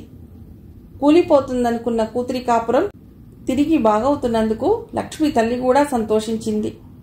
లక్ష్మి తండ్రి కూడా ఆనందంగానే ఉన్నాడు. తీరా భార్యా పిల్లల్ని తీసుకువెళ్ళాక కూడా పరిస్థితిలో మార్పు కనబడకపోతే అల్లుడేం చేస్తాడు అన్న సందేహం మనసులో పుట్టినప్పుడు కాసింత ఇబ్బంది కలిగేది. కానీ ఏమో, సిద్ధాంతి చెప్పిందే జరుగుతుందేమో, అల్లుడి దశ ఇక మారబోతున్నదేమో అనుకుని సమాధానపడేవాడు. పిల్లలతో కలిసి భార్యాభర్తలు కారులో హైదరాబాద్ బయలుదేరారు. ప్రమాదానికి గురి అయిన లారీ వల్ల దారిలో ట్రాఫిక్ జామ్ అయ్యింది. దాంతో ప్రయాణం నెమ్మదిగా సాగింది. ఇంకో 2 గంటల్లో హైదరాబాద్ చేరుతామని అనుకుంటుండగా కారు టైర్ పంచర్ అయింది. డ్రైవర్ స్టెఫ్నీ తీసి టైర్ మారుస్తుంటే పాణి, లక్ష్మి పిల్లల్ని తీసుకుని పక్కన ఉన్న హోటల్లోకి వెళ్లారు. ప్రయాణం మొదలైనప్పటి నుండి సజావుగా సాగకపోవటం అపశకునమని భర్త భావిస్తున్నాడా అన్నట్లు పాణి మొహంలోకి ఆందోళనగా చూసింది లక్ష్మి. తలనొప్పిగా ఉంది లక్ష్మి, కాఫీ తాగుదాం. రమకి ఏం కావాలో కనుక్కో అన్నాడు పాణి. రమా, కూల్ డ్రింక్ తాగుతావా అని లక్ష్మి అడిగాక కూర్చుంది. అంతవరకు తన చేతుల్లో ఉన్న చిన్న కూతుర్ని ఆమెకు అందించాడు పాణి. కణతలు నొక్కుని ఇంకోసారి తలనొప్పిగా ఉంది, కాఫీతో పాటు యాస్ప్రో కూడా వేసుకోవాలి అనుకున్నాడు. సర్వర్తో ముందు కూల్ డ్రింక్, ఆ తర్వాత 2 బ్రూ కాఫీ తీసుకురమ్మని చెప్పి కూర్చున్నాడు పాణి. అతనికి ఎదురుగా ఉన్న కౌంటర్ పైన టీవీ ఉంది. పాణి దృష్టి యథాలాపంగా అటు మళ్ళింది. కొన్ని క్షణాల తర్వాత అతడు కొయ్యబారినట్లు అటే చూస్తూ ఉండిపోయాడు. లక్ష్మి, ఏమండి అంటూ చెప్పబోయింది. అన్నాడు పాణి. అతడు అంత దీక్షగా చూస్తున్న కార్యక్రమం ఏమిటా అన్నట్టు లక్ష్మి కూడా ఆ దృష్టిని టీవీ వంక తిప్పింది. దేశవ్యాప్తంగా 5 రోజులుగా జరిగిన ఎన్నికల్లో ఓట్ల లెక్కింపు మొదలైంది. ప్రణయ్ రాయ్, వినోద్ దువా నిర్వహిస్తున్న ఎన్నికల ఫలితాల విశ్లేషణ ఢిల్లీ నుండి ప్రత్యక్ష ప్రసారం అవుతున్నది. మొత్తం అన్ని ఫలితాల్లోనూ ఆశ్చర్యకరమైనవి ఆంధ్ర నుంచి వస్తున్నాయి. నిజానికి దిగ్భ్రాంతి కలిగించే విషయం ఏమిటంటే, నేషనల్ ఫ్రంట్ చైర్మన్, రాష్ట్ర ముఖ్యమంత్రి అయిన మిస్టర్ రామారావు 2 నియోజకవర్గాల నుండి పోటీ చేయగా ఒకచోట బాగా వెనుకబడి ఉండటం, చేతిలో ఉన్న కాగితాలను పరిశీలించడానికి ఒక్క క్షణం ఆగిన ప్రణయ్ రాయ్ మళ్లీ కొనసాగించాడు. ఆ నియోజకవర్గం పేరు కల్వకుర్తి. రామారావుజీ ఎంత వెనుకబడ్డారంటే, వాస్తవానికి ఆయన అక్కడ ఓడటం తథ్యమని ఇప్పటికే రూఢి అయింది. దువా అందుకున్నాడు. ఆయనతో పాటు తెలుగుదేశం పార్టీ కూడా పలుచోట్ల పరాజయాన్ని చవిచూస్తున్నది. అధికారికంగా ఫలితాలు వెలువడకపోయినా తెలుగుదేశం నుండి కాంగ్రెస్ గెలుచుకున్న స్థానాలు చాలా ఉన్నాయి. అవి అంటూ దువా కొన్ని నియోజకవర్గాల పేర్లు, అక్కడ గెలిచిన అభ్యర్థుల పేర్లు చదవసాగాడు. ఆ లిస్టులో 4వ పేరు బాబ్జీ. ఊపిరి ఆగినట్లై పాణి బుక్కిరిబిక్కిరి అయ్యాడు. అంటే అంటే బాబ్జీ గెలిచాడు. గెలవడు అనుకున్న బాబ్జీ గెలిచాడు. ఓటమి చవి చూసే వ్యక్తికి అనవసరంగా ఆర్థిక సహాయం చేశాను కదా, ఇక ఆ లక్షలకి నీళ్లు వదులుకోవచ్చు అని తన ఆశ వదులుకున్న బాబ్జీ గెలిచాడు. ఇలా జరిగింది ఈ అద్భుతం. ఏ దేవుడు కరుణించాడు? ఏ గ్రహం అనుకూలించింది? పాణికి జవాబు వెంటనే స్ఫురించినట్లయింది. అద్భుతాలు ఇక వరుసగా జరుగుతూనే ఉంటాయి. ఏ దేవుడు మాత్రం కరుణాకటాక్షాలని ప్రసాదించకుండా చేతులు కట్టుకుని మిన్నకుంటాడు? ఇక అనుకూల గ్రహాల కిరణాలే తప్ప ప్రతికూల నీడే తనకి సోకదు. ఎందుకంటే తన దశని మార్చే అదృష్ట జాతకురాలు తనకి దగ్గరైంది కదా. ఇన్ని రోజులుగా అన్నిటా వ్యతిరేకతకు ఎదురవుతూ వచ్చింది. ఇబ్బందులు, చీకాకులు, ప్రతిరోజు గుడ్ మార్నింగ్ చెబుతూ వచ్చాయి. ఏదో సాధించాలని వేసుకున్న ప్రణాళికలు బెడిసికొట్టాయి. ఇక తన దశ దివ్యంగా యూటర్న్ తీసుకుని ఉజ్వలంగా మారబోతున్నది. ఈ ఆశ కలగటానికి కారణం మాత్రం నిస్సందేహంగా తన చిన్న కూతురే. ఇక ఆశాజ్యోతి, అదృష్ట తార. పాణి చివ్వున లేచాడు. లక్ష్మి, తారని నాకివ్వు అన్నాడు. లక్ష్మి ఆశ్చర్యపోయింది. తారెవరు? పాణి సన్నగా నవ్వాడు. భార్యని సమీపించి ఆమె ఒడిలో ఉన్న కూతుర్ని అందుకున్నాడు. కాఫీ, యాస్ప్రోల సాయం లేకుండానే పాణి తలనొప్పి మాయమైంది. ఇదిగో తార అన్నాడు ఆప్యాయంగా గుండెలకి హత్తుకుంటూ. అదేమిటి, తార అనే పేరు అప్పుడే నిర్ణయించారా? అయినా నామకరణం చేయటానికి సిద్ధాంతి గారు ఇంకా ముహూర్తం పెట్టలేదన్నారు కదా, లక్ష్మి అడిగింది. ఈ ఘడియ కన్నా గొప్ప ముహూర్తం ఏముంటుంది అనుకున్నాడు పాణి. ఇంకో డ్రింక్ కావాలని మారాం చేయటం లాభదాయకంగా ఉంటుందన్న నిశ్చయానికి వచ్చిన రమ కూడా చెల్లెలి పేరు గురించి చర్చ విని అది మరచి, నాన్నా, చెల్లి పేరు తారా అని అడిగింది. అవునరా, పేరు బాగుందా? పాణి అడిగాడు. బాగుంది నాన్న, మా ఇద్దరి పేర్లలోనూ రా అనే అక్షరం ఉంది. కొత్త విషయం కనుక్కున్న సైంటిస్ట్లా అంది రమ. కానీ అత్తయ్య, మీ నాన్నగారి పేరు కలిసేలాగా పేరు పెట్టమన్నారు కదా, లక్ష్మి అంది కాసింత ఆందోళనగా. పాణి భృగుడి ముడిపడింది. అతడి తండ్రి పేరు సీతారామయ్య. అంతలోనే అతడి మొహం వికసించింది. పర్వాలేదు, మా నాన్న పేరులో 2-3 అక్షరాలు తారా. ఉద్దేశించకుండా నాన్న పేరు కూడా కలిసింది కదా, ఇక వేరే ఆలోచన లేదు. నా చిన్నారి పాప పేరు తారా అన్నాడు. పేరు బాగుంది అంది లక్ష్మి. భర్త అప్పలమ్మ అన్న పేరు పెట్టినా ఆ మాటే అనేది. పాణి రమవంక తిరిగాడు. ఇంకో లింకా కావాలని అడగలేదేమిటి? Good girl అయిపోతున్నావా? నేను గుడ్ గర్ల్నే, అందుకనే 1 కాదు 2 కావాలి అంది రమ. నీ ఇష్టం వచ్చినని తాగు, ఈలోగా నేను అమ్మ అలా పక్కకి పెడతాం అన్నాడు పాణి. పక్కకా? ఎక్కడికి అడిగింది లక్ష్మి. అదిగో అక్కడ ఎస్టీడీ బూత్ ఉంది కదా, రా అక్కడికి ఎడదాం అన్నాడు పాణి నడుస్తూ. ఎందుకో తెలియకపోయినా భర్తని అనుసరించింది లక్ష్మి. బూత్లోకి వెళ్ళాక పాణి అన్నాడు, నా పర్స్లో టెలిఫోన్ బుక్ తీ, అందులో బాబ్జీ నంబర్ కోడ్తో సహా ఉంటుంది, అది డయల్ చేసి రింగ్ అయ్యాక రిసీవర్ నాకివ్వు అన్నాడు. అది చాలా చిన్న క్యాబిన్, మామూలుగానే ఇద్దరికీ ఇరుకు. అందులో పాణి పిల్లని ఎత్తుకుని ఉండటంతో భార్యాభర్తలు అతుక్కున్నట్లు నించోవలసి వచ్చింది. విచ్ఛిన్నమైందనుకున్న కాపురం మళ్లీ సజావుగా మారుతుందని ఆశించలేకపోయిన లక్ష్మికి చాలా రోజుల తర్వాత ఇలా భర్తతో సన్నిహితంగా సరదాగా గడపటం ఓ తీయని కలలాగా అనిపించింది. రింగ్ అవుతున్నది, తీసుకోండి అంటూ రిసీవర్ భర్త చెవి దగ్గర ఉంచింది లక్ష్మి. అయినా పాపని, తారని నాకు ఇవ్వచ్చు కదా, మీకు ఈ ఇబ్బంది తప్పేది? ఇందులో ఇబ్బంది ఏముంది? అయినా నా మురిపాల పాపని ఒక్క క్షణమైనా వదులుతానా? నో ఛాన్స్ అనుకున్నాడు పాణి. అంతలో అటునుంచి బాబ్జీ గొంతు వినబడింది. అంతకంటే పెద్దగా బాణాసంచా పేలుడు కూడా వినవచ్చింది. హలో బాబ్జీ, నేను పాణిని అన్నాడు. టపాకాయల మూతలో బాబ్జీ మాటలు పూర్తిగా అర్థం కాలేదు. కానీ మన స్నేహితులలో అడగ్గానే సాయం చేసింది నువ్వే పాణి.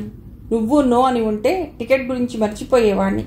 నీ రుణం ఎలాగైనా తీర్చుకుంటాను అన్న వాక్యాలు మాత్రం పాణికి స్పష్టంగా వినబడ్డాయి. అక్కడ టీవీలో ప్రణయ్ రాయ్ బృందం తెలుగుదేశం ఓటమికి కారణాలను విశ్లేషిస్తూ కాంగ్రెస్కి డాక్టర్ మర్రి చెన్నారెడ్డి గారి ట్రీట్మెంట్ బాగా పనిచేసిందని, ఆయన కాంగ్రెస్కి రాష్ట్రంలో అధికారం సంపాదించడం ఇది రెండోసారి అని, కోటి సంతకాల సేకరణ మొదలైన కార్యక్రమాల ద్వారా ఆయన ఎన్టీఆర్ ప్రభుత్వ వైఫల్యాలని ప్రజలకి బాగా విడమర్చి చెప్పాడని, లార్జర్ దాన్ లైఫ్ వ్యక్తిగానే జనావళికి తెలిసిన ఎన్టీఆర్ ఓటమికి ఇలా చాలా చాలా కారణాలున్నాయని చెప్పుకోసాగారు. అయితే పాణి ఉద్దేశంలో అన్నగారి ఓటమికి కారణం అవేవీ కాదు. నువ్వేనమ్మా, నువ్వే మా తలరాతలన్నీ మార్చావు అనుకున్నాడు తారబుగ్గని చుంబిస్తూ. బాబ్జీ మాట నిలుపుకున్నాడు. అతడికి అవకాశం దొరికిన వెంటనే ప్రజాప్రతినిధిగా ఓ కాంట్రాక్టర్కి చేయవలసిన సాయం కన్నా పాణికి ఎక్కువ సాయమే చేశాడు.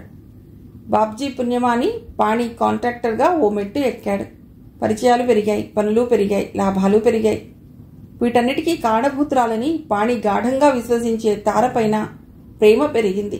అతడు ఆమెని గారం చేయటమూ పెరిగింది. రమకి 5వ పుట్టినరోజు జరిగే నాటికి పాణి ఆర్థికంగా బాగా పుంజుకున్నాడు. రమ పుట్టినరోజుకి ఖర్చు బాగానే పెట్టాడు. అయితే సరిగ్గా ఆ రోజునే అతడికి పని జరిగే చోటికి వెళ్లవలసిన అవసరం పడింది. ఫంక్షన్ జరిపే బాధ్యత భార్యకి అప్పజెప్పి అతడు ఊరెళ్ళాడు. పుట్టినరోజు వైభవంగా జరిగింది కానీ అతడు లేని లోటు లక్ష్మితో పాటు రమని కూడా బాధించింది. ఇది జరిగిన కొన్ని నెలలకి తార మొదటి పుట్టినరోజు వచ్చింది. అప్పుడు పాణి చేసిన హడావుడి అంతా ఇంతా కాదు. ఫంక్షన్ ఎంత బాగా జరిపాడో 7 ఏళ్ల వయసున్న తారకి తెలిసి ఉండకపోవచ్చు. కానీ రమ బాగా గమనించి మనసులో ఉంచుకుంది.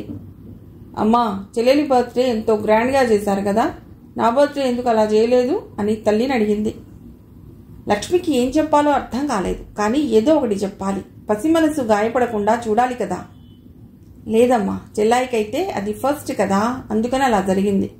అయినా నీ బర్త్డేకి కూడా బెలూన్లు కట్టాం కదా, స్పైడర్ మ్యాన్ కేక్ కట్ చేసావు కదా, నీ పుట్టినరోజు కూడా గ్రాండ్గా జరిగింది. ఎన్ని ఫోటోలు తీశారో. రమ టక్కున అడ్డు తగిలింది. కానీ చెల్లెలి బర్త్డేకి వీడియో తీశారుగా. జవాబు చెప్పటానికి లక్ష్మికి కొంత సమయం పట్టింది. అది కాదు రమా, ఈసారి నీ పుట్టినరోజు కూడా వీడియో తీద్దాం, సరేనా? నిజంగానా? రమ ఉత్సాహంగా అంది. నిజమే, కూతురి బుగ్గ తట్టి లక్ష్మి చెప్పింది. ప్రామిస్? ప్రామిస్. లక్ష్మి కూతుర్ని దగ్గరగా తీసుకుంది. మామూలు పరిస్థితుల్లో అయితే లక్ష్మి ఎలాగో ఒకలా తన మాట నిలుపుకునేదే. కానీ ఊహకి అందని విధంగా రమ పుట్టినరోజు ముందు తార వైరల్ జ్వరంతో మంచం ఎక్కింది. లక్ష్మి ఎంత చెప్పినా వినకుండా పాణి రమ పుట్టినరోజును నామమాత్రంగా సెలబ్రేట్ చేశాడు. అదేంటి లక్ష్మి, అలా అంటావేమిటి? జ్వరంతో చిట్టి తల్లి అలా వడలిపోయి ఉంటే ఇప్పుడు రమ పుట్టినరోజు సంబరంగా ఎలా జరుపుకోగలం? నాకైతే అస్సలు ఇష్టం లేదు అని ఖచ్చితంగా చెప్పాడు. రమ కళ్ళనీళ్ల పర్యంతం అయింది. పుట్టినరోజు నాడు దిగులుగా ఉన్న పెద్ద కూతుర్ని ఎలా సముదాయించాలో తోచక లక్ష్మి సతమతమయ్యింది. ఇలా ప్రతి విషయంలోనూ ప్రతి సందర్భంలోనూ తేడా కొట్టొచ్చినట్లు కనబడటంతో అటు రమ ఇటు లక్ష్మి నలిగిపోయేవారు. తారకి ఊహ తెలిసాక తండ్రి ముద్దు చేయటం, తనని మహారాణిలాగా చూడటం మొదలైనవి చాలా గొప్పగా ఉండేది. తనకన్నా పెద్దదైన రమని విస్మరించి తనకే తండ్రి ప్రాధాన్యతనివ్వటం సరదాగా ఉండేది. దాన్ని ఆసరాగా తీసుకుని రమని ఎగతాళి చేసేది. మిగిలిన అన్ని విషయాల్లోనూ తనకి న్యాయం జరిగినా జరగకపోయినా రమ పట్టించుకునేది కాదు. కానీ చెల్లెలి దగ్గరికి వచ్చేసరికి తను ఎప్పుడూ సెకండ్ గ్రేడ్గా మిగిలిపోవటం రమకి దుర్భరంగా ఉండేది. తల్లి దగ్గర వాపోయేది. రమ, లక్ష్మి కలిసి తారపైన ఫిర్యాదులు చేయటం పాణికి ఎప్పుడూ నచ్చేది కాదు. చిన్నపిల్ల, దాన్ని ఎందుకు అలా ఆడిపోసుకుంటారు అని అడిగేవాడు. అప్పటి నుండి ఆ చిన్నపిల్లని ఈ విధంగా పెంచితే రేపు అది పొగరుబోతుగా మారే ప్రమాదం ఉంది అని లక్ష్మి హెచ్చరించింది. పాణి నవ్వేసేవాడు. తారా, నువ్వు అలా రౌడీలాగా మారుతావా అని అడిగేవాడు తారని దగ్గరకు తీసుకుని. మా క్లాస్లో నాలాగా సాఫ్ట్గా ఉండేవాళ్ళు ఎవరూ లేరు అని టీచర్ అంటుంది నాన్న. మరి రౌడీ అవుతానని అమ్మ అక్క ఎందుకు అనుకుంటున్నారో నాకు అర్థం కావటం లేదు అని చెప్పేది తార. ఒక విధంగా తార చెప్పింది నిజమే. బయట ఎక్కడైనా తార చాలా సౌమ్యంగా ప్రవర్తించేది. పైగా తార చాలా తెలివిగల విద్యార్థిని అవ్వటంతో ఉపాధ్యాయులందరూ తారని అభిమానించేవారు. అందుకనే ఆమె ప్రోగ్రెస్ కార్డులో ఎప్పుడూ పొగడ్తలే ఉండేవి. పాణి, లక్ష్మి ప్రిన్సిపల్ని ఎప్పుడు కలిసినా తారని మెచ్చుకుంటూ మాట్లాడేది ఆవిడ. తార తప్పు చేసినా తండ్రి అస్సలు పట్టించుకోకపోవటం, బంధువుల వద్ద స్నేహితుల ఎదురుగా తండ్రి ఎప్పుడూ చెల్లెలి అచీవ్మెంట్సే ఎగరువు పెట్టడం రమకి చాలా బాధగా ఉండేది. అందరి వద్ద నుండి గుడ్ గర్ల్ అన్న బిరుదు సంపాదించిన తార అక్కతో ఏదో అప్రకటిత పోటీ ఉన్నట్లు, అక్క తన ప్రత్యర్థి అయినట్లు, ఎలాగైనా అక్కని ఓడించాలనో తక్కువ చేయాలనో అన్న లెక్కలో ఉండేది. తార ఇలా ప్రవర్తించడానికి ముఖ్య కారణం భర్త అని లక్ష్మి నమ్మేది. పిల్లల్ని సమదృష్టితో చూడవలసింది పోయి అన్నిటా తారని ఎక్కువగా చూడటంతో తారలో ఒక రకమైన ఆధిక్య భావం చోటు చేసుకుందని లక్ష్మి అనుకుంది. ఈ సంగతి 4-5 సార్లు భర్తతో మెత్తగా చర్చించింది. కానీ పాణి వినిపించుకోలేదు. చివరికి ఓ రోజున, అరే, నాకు సరిగ్గా అర్థం కాలేదు లక్ష్మి. నిజానికి నా స్టార్ తిరగటానికి కారణం తార.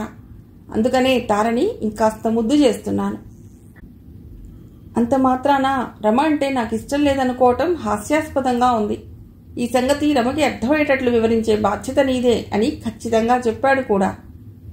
తారకన్నా వయసులో కాస్త పెద్దది కాబట్టి రమ కొంచెం వరకు సహనం చూపేది. కోపం వచ్చినా దిగమింగేది. కానీ ఒక్కొక్కసారి తట్టుకోలేకపోయేది. ఒకసారి అందరూ కలిసి సినిమాకు వెడదామనుకున్నారు. ఏ సినిమాకి వెళ్ళాలి? అనగనగా ఒకరోజు బాగుందని స్కూల్లో స్నేహితులు చెప్పారు. పైగా పాటలు రమకి బాగా నచ్చాయి. అందుకే రమ ఆ సినిమాకు వెళదాం అంది. వెంటనే తార, వద్దు, ఘటోత్కచుడు బాగుంటుంది, అది చూద్దాం అంది. చి, అది మరీ చిన్నపిల్లల సినిమా, వద్దు అంది రమ. నేను చిన్నపిల్లనే కదా అంది తార. పాణి వచ్చే వరకు అక్కా చెల్లెళ్ళు వాదించుకుంటూనే ఉన్నారు. సరే, ఏ సినిమా అనుకుంటున్నారు? పాణి అడిగాడు. రమ ధైర్యం చేసింది. ఎప్పుడు తార చెప్పిన సినిమాకే వెడుతున్నాం, ఈసారైనా నా మాట వినండి. అనగనగా ఒక రోజులో సస్పెన్స్ కామెడీ ఉన్నాయిట. మరి తార ఏమంటున్నది? పాణి అడిగాడు. ఘటోత్కచుడు నాన్న, తార అంది. పాణి మొహంలో నవ్వు ప్రత్యక్షమైంది. అక్క చెప్పింది కూడా నిజమే కదా, ఒక్కసారైనా అక్క చెప్పిన సినిమాకి వెళితే బాగుంటుంది. రమ ముఖం వికసించింది. తువ్వాలు తీసుకుని కదలబోతూ ఆగి పాణి అన్నాడు. రమ, నీ మాట నెగ్గాలని అనుకుంటున్నావు కదూ? ఒక పంజే, నేను స్నానం చేసి వచ్చేసరికి నాన్న ఘటోత్కచుడు చూద్దామా అన్నాడు. అప్పుడు నువ్వు కోరుకున్నట్లుగానే నువ్వు ఇష్టపడ్డ సినిమా చూసినట్లు అవుతుంది. రమ మొహం అపజయ భారంతోనే కాదు, అవమాన భారంతో కూడా వాడిపోయింది. మిగిలిన కథ తర్వాతి భాగంలో.